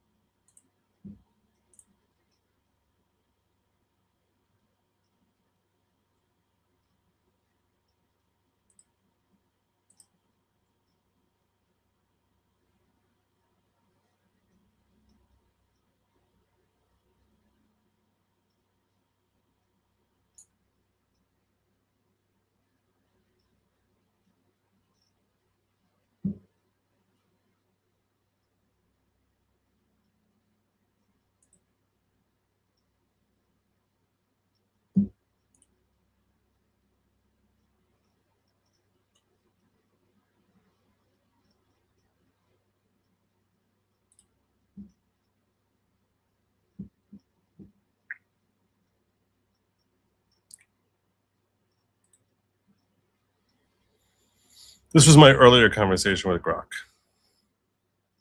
So Grok initially said Heather Thomas's post explains that 82% miscarriage statistic linked to early COVID-19 vaccination pregnancies, not from the New England Journal of Medicine. And over here they say it's consistent with the expected background rates of 11 to 16%. The post quotes Aaron Rupert criticizing Lisa McLean for citing the 82% figure. So I asked, where did the 82% figure come from? And this is where we start getting the numbers. The 82% figure came from a flawed recalculation of preliminary 2021 CDC V-Safe pregnancy registration data published in the New England Journal of Medicine. In their initial report, researchers looked at 827 completed pregnancies, outcomes known by the March 30th, 2021 data cutoff. Of these, 104 ended in spontaneous abortion, i.e. a miscarriage. So 104 out of the 827, which they represented as about 12.6%. A large number of these completed pregnancies, roughly 700, involve women vaccinated in their third trimester. So out of the 827, 700 of them were third trimester. Third trimester, there's no risk of miscarriage. They don't call it miscarriage. They don't call it miscarriage in the third trimester. They call that stillborn. So it wouldn't be labeled a miscarriage. That's called stillborn. So when they're talking about, so basically what ended up happening is critics subtracted the 700 third trimester cases from the denominator of 827, leaving 127. And then they divided the 104 miscarriages by that smaller number. So they said 104 divided by 127 is 82%. That's how we get to the 82% figure, which is not the right way to calculate it, as we'll see. It's not really the right way to calculate it. But they're saying that's how we come to 82%, is that they basically said, all right, 827 women. I told you the math was going to get complicated here. 827 women, knock out 700, 127 left over, 104 miscarriages. That's insanely high. That's ridiculous. That's like basically a death warrant for any woman who's pregnant and gets the jab, right? I mean, 82%. If I told you that you have an 18% chance of life, you would think you're going to die. God forbid someone tells you that and they know what they're talking about. That's what anyone would think. You're like, 18%, that's nothing. So that's a death sentence. And that sounds, when something sounds too insane to be true, it's probably not. Because if the number were as high as 82%, I respectfully submit everyone would say getting the jab during your first trimester is a death sentence for the kid you're carrying. I think that this would have become something we all would have known years ago. So I don't think the 82% number is accurate. I do think that it's a statistical it's a miscalculation of statistics. This does not mean, and I want to be clear here, while I'm starting with this premise, I'm trying to explain in good faith how to work the numbers in a way that's understandable and appropriate for measuring what the New England Journal of Medicine was saying. And I do think that McLean's use of this number 82% is inaccurate. I don't think that's true. But I do think that the vax killed a lot of kids. And I'll explain to you how and why that is as we go through the rest of my conversation here with Grok. Okay? This Grok is going to basically say, that's not how you do statistics. It's not right. You can't just carve out the parts that, offset and just look at the 104 out of 127. That's what it's going to try and tell me. And that's sort of true, but it's not exactly accurate. And I want you to just sort of stick with me for a moment here. So he says some versions claim that the versions claim use slightly different restricted denominators and produce figures in the 82 to 91% range. This calculation is invalid for several reasons. Most women vaccinated early in pregnancy were still pregnant at the time of the preliminary cutoff. So their outcomes were not yet known and were not included among the completed pregnancies. Okay. Simply removing third trimester vaccinations does not produce a valid risk estimate for miscarriage after early vaccination. Later, more complete analyses used proper methods, found rates around 12.8% to 14% consistent with expected background rates of miscarriage in the general population, as if they were never vaxxed. Because that range in here is what's typical for first trimester women. And so they're saying, so we see no statistical outlier by women who got vaxxed versus the rest of the population. As I said, they're going to try Grok is going to try and convince us of this, and I was not having it. And I actually sort of got Grok to, I think, a little bit back down. A separate but similar higher percentage has sometimes been derived misreading numbers in the Pfizer's early post-authorization adverse event summary, but the widely circulated 82% figure tied to the New England Journal of Medicine safe data is the one described above. In short, no study reported an 82% miscarriage rate. This is how, and they're like, now go away. I hope you're fine with that. And I was not. So I said, why is that statistically improper analysis of the impact from the vaccine of the first trimester pregnancies? Why can't I just take out the 700? What's the problem with that? Because I was like, walk me through the statistic, how that's a flaw in how to assess statistics. So he's saying it creates severe selection bias by restricting analysis to an unrepresentative, time-censored subset of the data. Here's why, step by step. Pregnancy lasts 40 weeks. The March 30th, 2021 data cutoff used in the preliminary journal said women vaccinated in the third trimester had already nearly finished their pregnancy, so almost all of them appeared in the completed pregnancies group. Women vaccinated in the first trimester or second still had many weeks or months left. Most of their pregnancies were still ongoing and therefore not included in the 827 completed pregnancies. So in other words, at the time that they had this March 30th cutoff, women who were pregnant and the women who got vaxxed during months 1, 2, 3, well, no one was vaxxed before December 15th. So if you were only in your third month on December 15th, you didn't give birth by March 30th. No one gave birth by March 30th. You would have a kid in 5 months. That doesn't happen. 6 months. So most of them didn't complete their pregnancies yet. The implication being that the ones who did complete their pregnancies, well, they all were fine, or at least statistically fine. By taking only the early vaccinated women whose pregnancies had already completed by the cutoff, you're looking almost exclusively at the ones that ended early, the miscarriages. The successful ongoing pregnancies simply had not had enough calendar time to reach term yet. This systematically enriches the numerator relative to the denominator.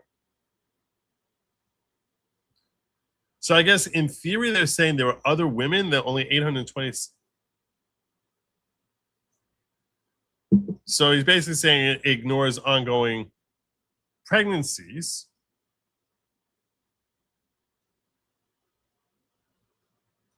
And miscarriage risk is highest early in pregnancy and falls sharply after the first trimester. This is an important thing, and this is going to become relevant later on. So factually, we know, and I asked Grok to walk me through the numbers. And then he says, this is what the later study showed and whatever. So I said, this cannot be. So what are you telling me? You're telling me now 18% of them gave birth by March 30th, totally fine. And I was just like, that's not possible. I said, this cannot be true. As of March 30th, 0 women who got the shot in the first trimester could have given birth. You wouldn't possibly have 18% successful births by that date. You cannot tell me that 18% of them came out fine when the women were in their first, when the women got vaxxed 4 months earlier and they were in their first trimester. You wouldn't have that many births. Maybe 1 or 2 would be preemies. That doesn't make any sense at all. So Grok said, you're correct on the timeline, and that fact exactly why the 82% figure is statistically improper. I'm like, I don't know what the hell you're talking about here. This is where I started getting. So it says the paper itself shows this reality in the numbers. 712 live births among the 827 completed pregnancies. 700 of those 712 live births were women who got their first dose in the third trimester. Okay. That leaves 12 live births, plus a handful of other non-miscarriage outcomes, such as induced abortion or ectopic, among the remaining 127 completed pregnancies that were not third trimester vaccinations. What? Those 127 are heavily selected time-biased group. The only early pregnancy cases that could appear as completed by March 30th were the ones that ended quickly through miscarriage. The continuing successful pregnancies vaccinated earlier were still ongoing, therefore excluded from the denominator. So in other words, basically saying there's a whole bunch of first trimester women who are not included in the denominator here. Okay. So I said nothing you said just made sense because it did nothing. So they try to explain it to me yet again, and I wasn't having it. So I was like, okay, they said that there's 104 miscarriages. Are you claiming that there were not 100 miscarriages? No. The preliminary report did list 104 spontaneous abortions. So there were 104 miscarriages here. Yes. Okay, fine. The problem is not the 104. The problem is taking those 104 and dividing them by only a much smaller group of 127. So I said, let's get some basic facts here. What percent of people miscarry in the third trimester? And they say, by standard medical definition, 0, because this is considered, because that's considered a stillborn. It's a stillbirth. Okay, fine. So none of the ones who were in the third trimester miscarried. So all of those 104 counted from the first or second trimester. And it goes through this, and I said, okay. So I said, typically it's very low. It's under 1%. Okay, great. So typically under 1% of women who are carrying a baby in the third trimester are going to lose that baby. Thank God. Amazing medical science. This wasn't the case as recently as 100 years ago. So this is amazing. Less than 1% of women who are carrying a healthy baby into the third trimester are going to lose that baby, statistically. Great. Okay. So then I went further. I said, okay, what percent of women miscarry in the first trimester, typically? Not vaxxed, in a normal group of American women, what percent are going to miscarry? Typically, 10% to 15% of known pregnancies end in miscarriage during the first trimester, which is a pretty high number. So if there was no vax in the world, we would anticipate 10 to 15% would miscarry. Great. Okay, fine. Now we have some sort of baseline for what we should expect from first trimester. Okay? This is where I start going in for the attack. Because I said, so if you have a large group of women in first, second, and third trimester, evenly distributed, and no outside influence factoring in miscarriage, the overall percentage should be around 6 to 7%. Because what you end up saying is this: if I take 1,000 women, a third of them are in their first trimester, a third of them are in their second trimester, and a third of them are in their third trimester, right? So now, what percentage of those overall population would we expect to have miscarriage? It wouldn't be 13%, because only the group in the first category would have 10 to 15% rates.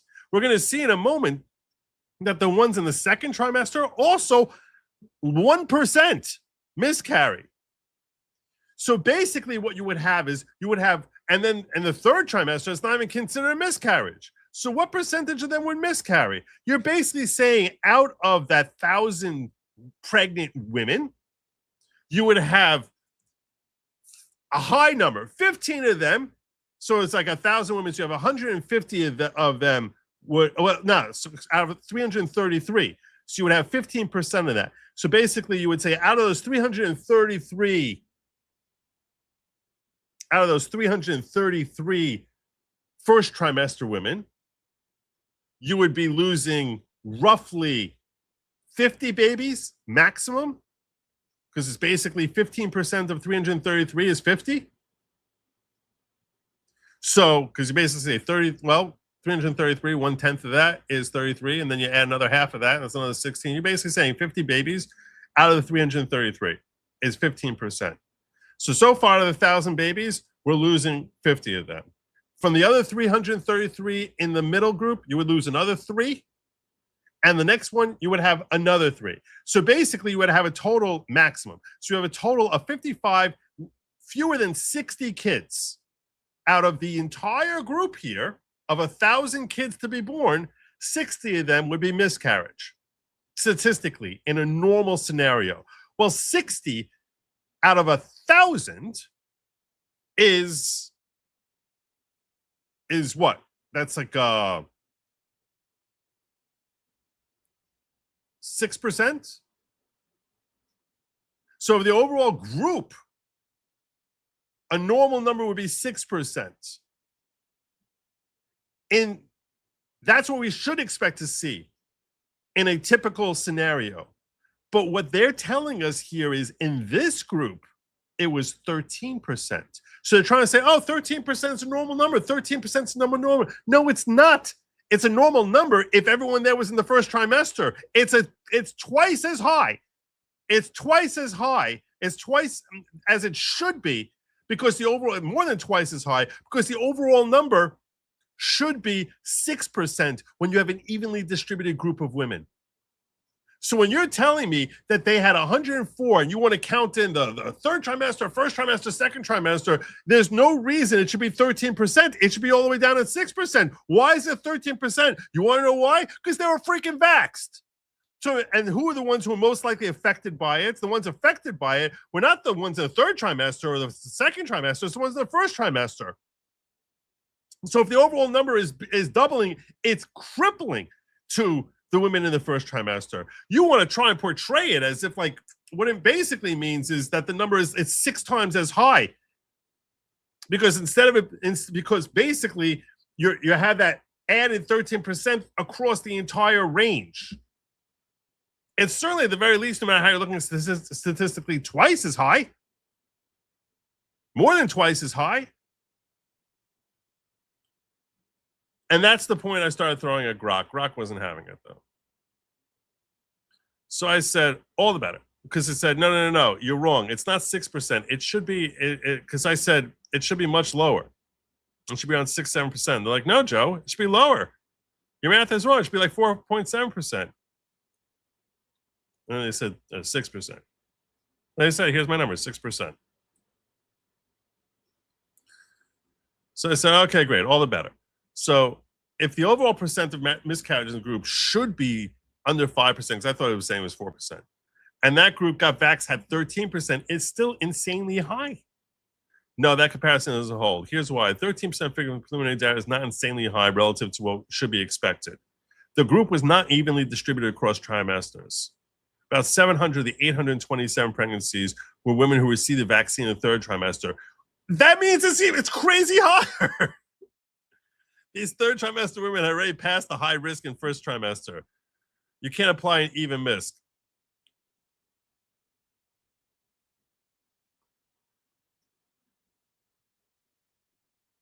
So I said, you have no conceivable, I'm almost done here. You have no conceivable way of getting anywhere near 13% being a normal number unless the group was exclusively first trimester, which it clearly was not. So he said, finally, they admit, you're right about one core point. In a group that is mostly third trimester, a true complete follow-up should produce an overall miscarriage still rate far lower than 13%. Here's the precise situation with the 2021 numbers. 827 pregnancies, 700 of them were third trimester vaccinations. Only 127 were non-third trimester. Of those 127, 144 were spontaneous abortions. This is why the crude percentage came out around 12 to 13%. Large number of successful third trimester. You're basically using the ones who never have.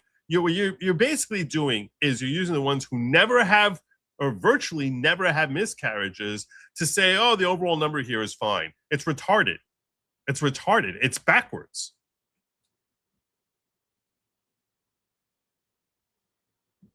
So that's my point. That's the point that I'm trying to get to. It's not possible. It's not possible that the vax was not having a significant impact, a statistically significant impact. That's the point that I'm making.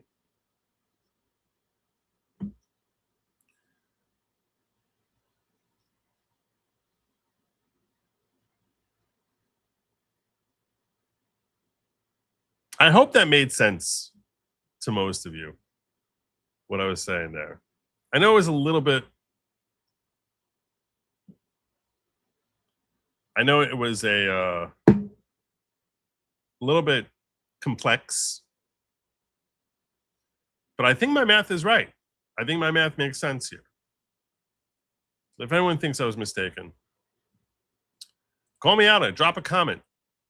If you think I'm a genius, drop a comment. Either way. Either way.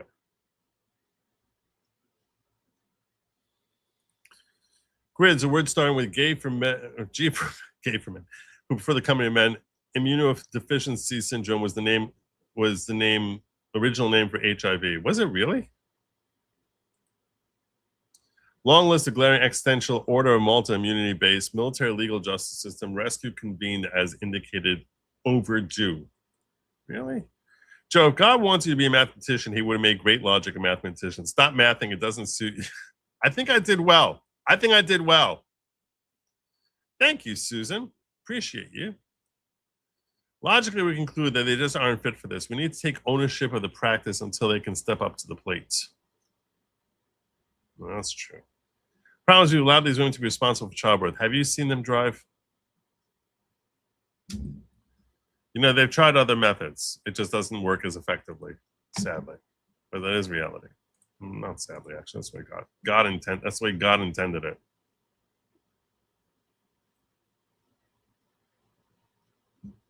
All right.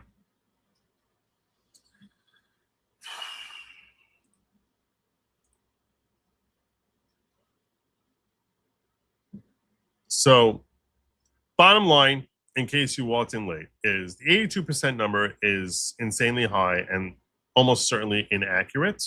The claim that it had no impact is certainly inaccurate. The reality is that it made it statistically far more likely that a woman in her first trimester would have a miscarriage than it otherwise would be, but it wasn't a death sentence for every fetus. It made it like twice as likely that you would have a miscarriage, which is still unbelievably egregious for Fauci to push women, pregnant women, to all get the vax. Insane policy. It's not even, it's like, it's evil. It is unbelievably evil. It's just not 82%. That's the point I'm getting to. It was more like, if you run the math, it basically made it like 25 to 30%, which is crazy.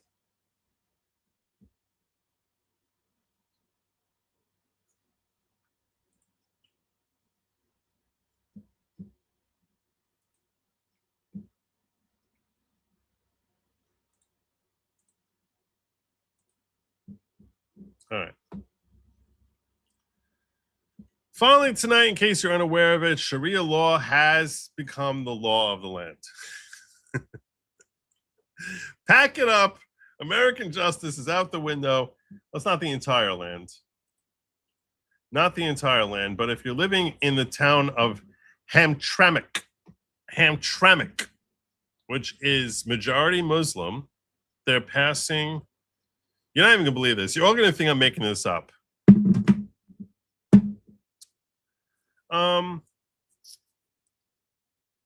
Animal sacrifices.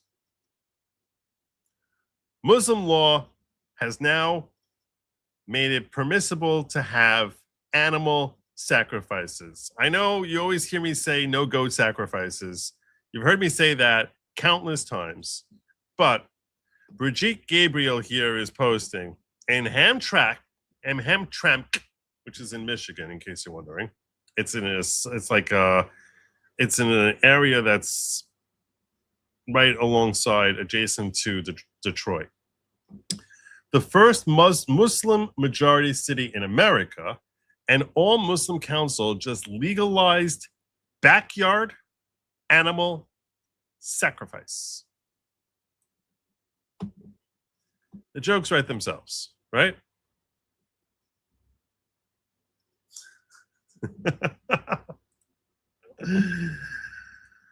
Okay. I want to see the pyres. Wow.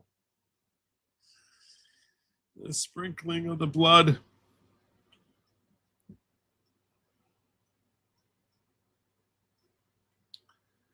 Yes.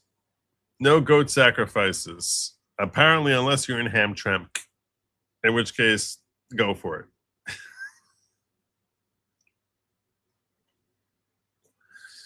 The non-Muslim minority showed up to eject. They were outvoted. This is not diversity. The majority rewrites the rules to reflect its own sacred practices, and the old norms become optional. Local democracy just delivered a very clear message about who now owns the public square. You thought I was making this up. You thought I was joking. No.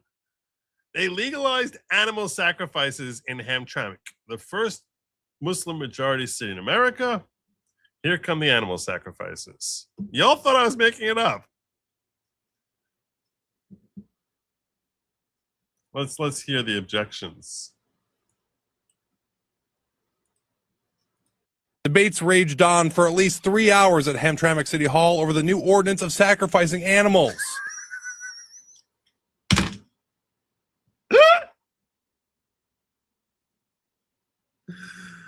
Oh my God. Oh my God. I saw this. I was like, how can I not cover this? I couldn't not cover this. I couldn't. I'm sorry. I had to cover this. This is one of two places we're covering. The other one is actually potentially more serious.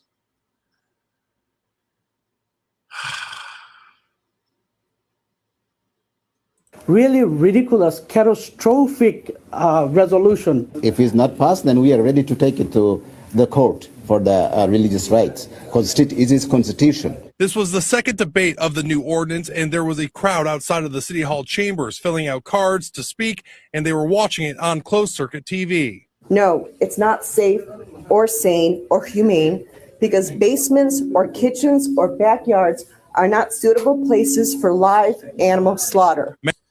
I wonder if I can find this on YouTube. Like find the debates. Oh, that probably, let me see if I can find that. I'm curious. I would make like a whole locals about that.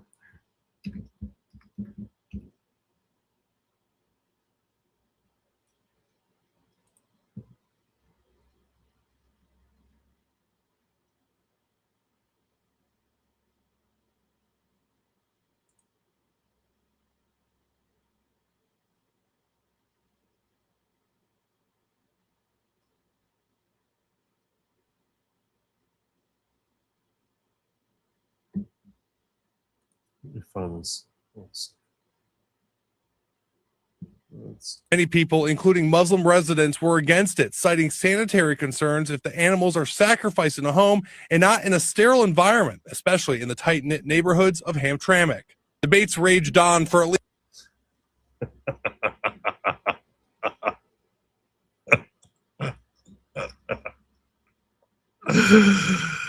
Oh my God. Oh my God. So animal sacrifices are coming. Apparently. Let me see if I can find.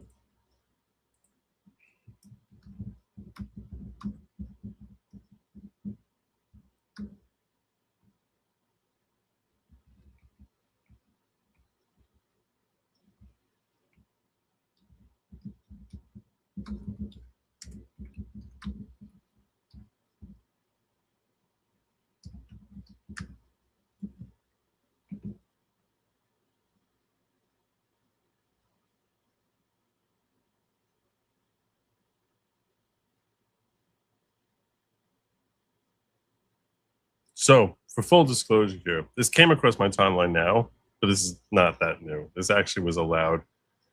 This actually was legalized like 3 years ago. I'm only learning that now. This was in, let's see if I can find this. Hold on a second.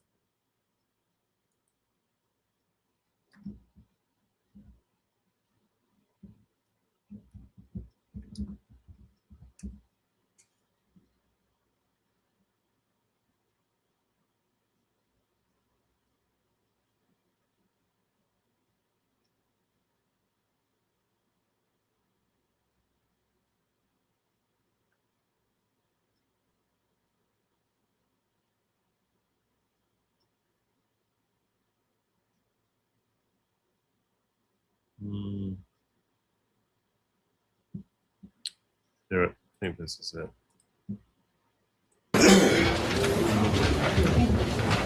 Do we have any community announcements?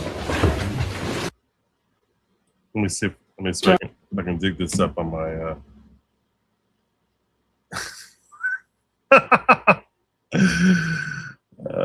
Turn this city to slaughter harmful all the people and all the Muslim communities around us from the other city. That's what I'm standing for, and I hope you all stand with us and stop starting and going ahead in this proposal. Thank you, and sorry for my English. No worries. Thank you. Yahya, you also marked you want to speak again at the end. Is that correct? That's it. You're good? Okay, thank you. Thank you. You're all set. Nasser Hussein?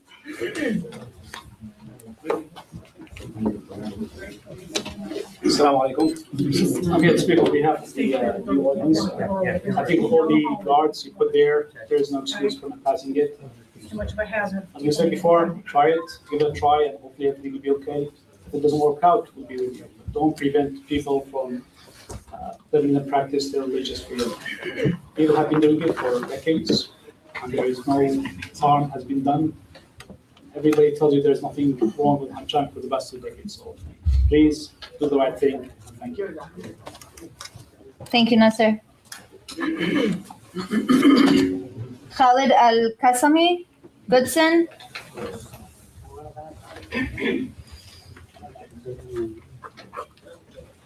I wish someone got up and it's like, I need to sacrifice me some goats. Good evening. I told you this was, yes, when I was in winter. I told you that. I discovered this today. This was actually 3 years ago in January, January 2023. Ladies and gentlemen, I live in Amsterdam for 33 years. And this is a beautiful city. And we need to sacrifice I heard people talking about religion. Slaughter the sheep is not from the religion at all. The Quran. Oh, so he's arguing against. This seems like a lot of fun. Would you guys want me to watch this with you on? Oh my god! Oh my god! Someone should have walked in there with a goat and saying, "This thing is ripe. It's ripe. It's in its prime. This is the perfect time. I need this passed now."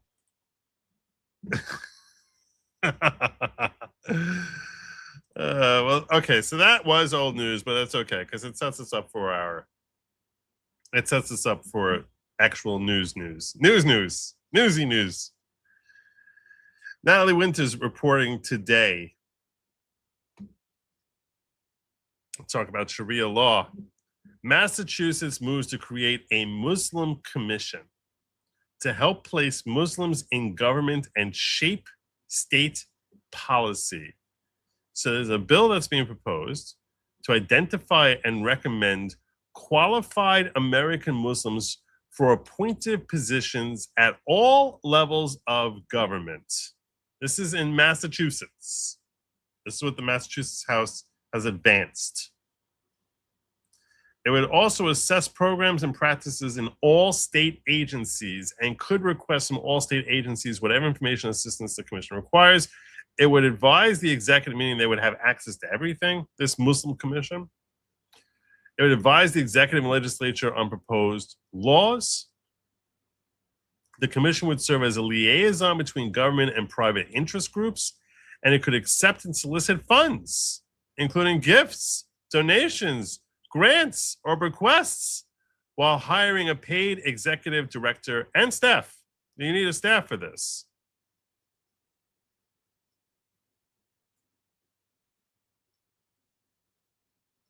And Massachusetts lawmakers have already advanced this bill. The clear committee is now before the House Ways and Means.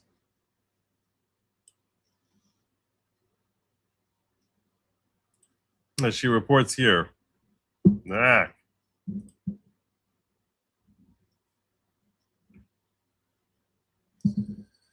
Massachusetts lawmakers are advancing legislation that would create a permanent Muslim commission with an explicit mandate to help place Muslims in government positions and scrutinize programs for Islamophobia throughout state governments.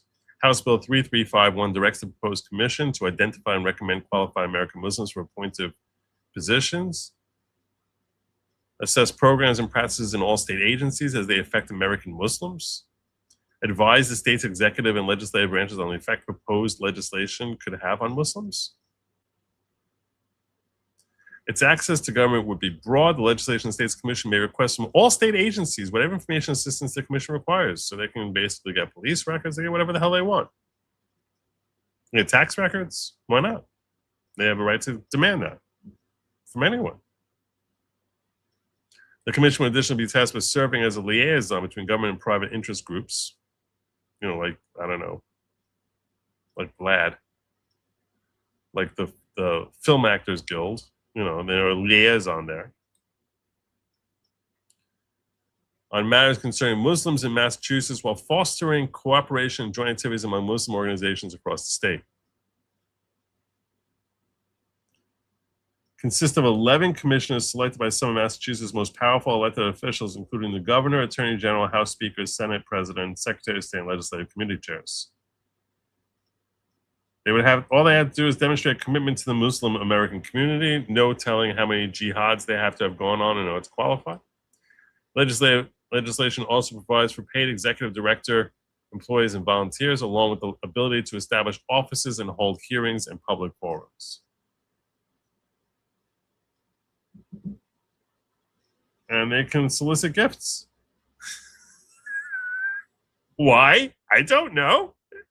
Or any federal funds. Go for it. Go for it. Why not?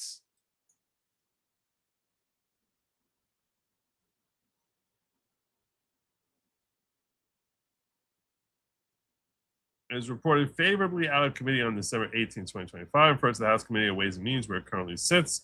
If enacted, Massachusetts would have a permanent state-created institution whose statutory responsibilities include recommending Muslim candidates for government appointments, reviewing state agency practices, advising lawmakers, coordinating with private interest groups, and soliciting outside funding.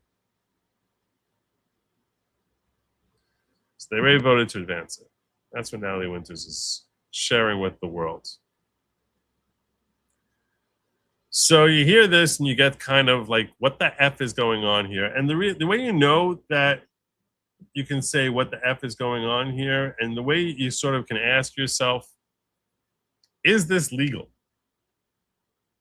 Is this constitutional? Is this something that's okay?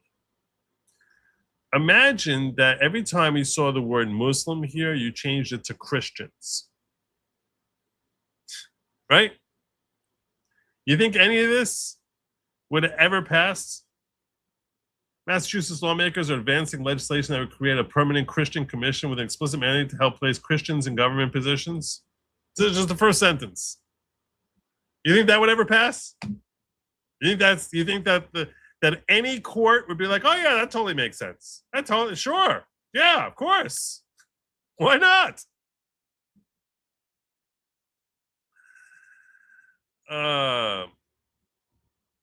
So we're gonna play how many laws does this violate?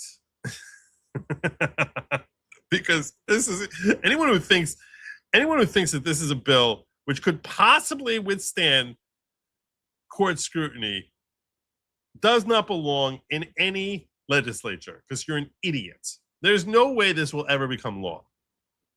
You want to have goat sacrifices that applies equally, in theory, Muslims, Buddhists, Christians, Jews, anyone could be engaging in goat sacrifices, in theory. Not that it's part of the following at all.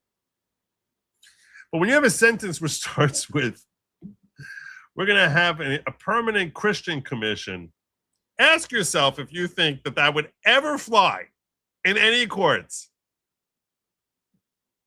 Answer, no. So here's a little test for you. Here's a little test for you. How many statutes can you name that you think that this violates? What do you got? Or amendments? You already had this. Yeah, change it to Jews and try it. Good luck with that. It's just for Jews. You already know who runs everything. There's no way this will ever, there's zero chance. Zero. Yep. You don't have to get past the first. Title IV, very good. Nice.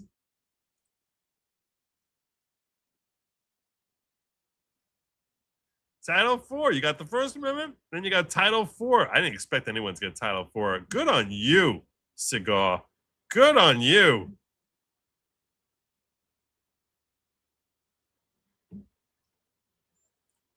Title 4, which says to support this Constitution, no religious test shall ever be required as a qualification to any office of public trust in the United States. Very good. Good on you.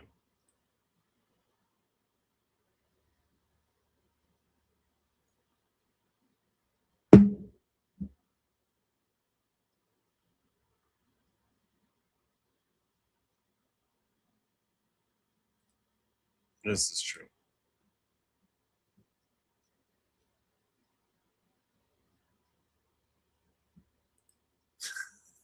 I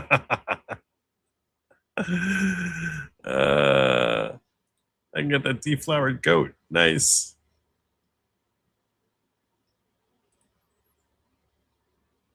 Well, I missed this earlier. Statistic that no one is talking about is the poor kids being born with Democrat parents. Someone, please think of the children.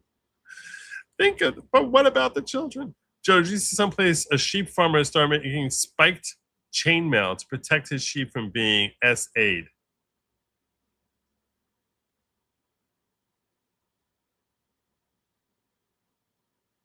Why? Why is society like this? Why is society like this?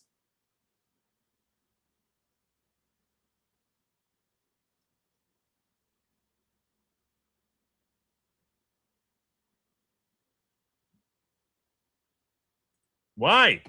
I don't understand people. I don't understand anything about this. All right, so far we had the First Amendment, we had Article 4. I got two more for you. We have the 14th Amendment, equal protection. There's no way this flies with that. And the last one I'll give you is Massachusetts Constitution. That was a tough one. I didn't expect anyone to come up with that one. Massachusetts Constitution, which also says all religious sects and denominations demeaning themselves peacefully in good commonwealth shall be equally under the protection of the law. No subordination of any one sect or denomination to another shall ever be established by law. Well, when you're telling me that you have to be Muslim in order to be part of this stupid little proposed commission, and you're putting one group over the others. So yeah, this is from this is Article 11 of the Massachusetts Constitution. So you might have seen that from Natalie Winter, and I don't doubt that it's true. Her reporting, I believe, is to be fully accurate on this particular story. I'm simply pointing out there's no way in hell that this statute would ever pass court scrutiny. Never, ever, never, never, ever, never. No way.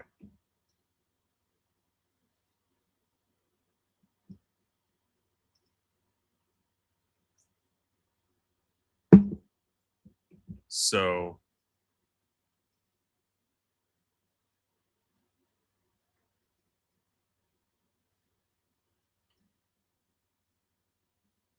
yeah, unfortunately, we did not hit the goal tonight. We came in the ballpark. But by my reckoning, we ended up 4 short tonight. We're close, but we did not make it. So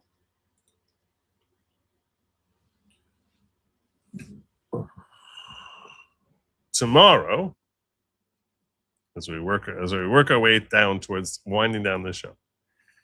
Tomorrow, God willing, I will have Sin in here. I've already spoken with him. Someone mentioned to me yesterday that he was trying to reach out to me. So I did get a hold of him today to ask him what the heck he was talking about. And it was, I don't know, some story. Some legal fight that some friend of his is in or something like that. And he was basically asking me how much it would cost to draft 187 pages worth of documents, which is astronomical. It's ridiculous. It's a ridiculously high number. But anyway, I'm going to be winding down right now. I thank you all for joining me. God willing, tomorrow we will have Sin on here with more dookies and giggles, and as well as law, news, politics, all that good stuff that you guys love so much. So until then, I thank you all for joining me. I'm going to remind you that lab meat was not meant for you. It was meant for they, them, not you. And what else do I have for you? Oh, yeah. Do not eat the bugs. Don't do it. Have a good night, everyone. And as always, Godspeed.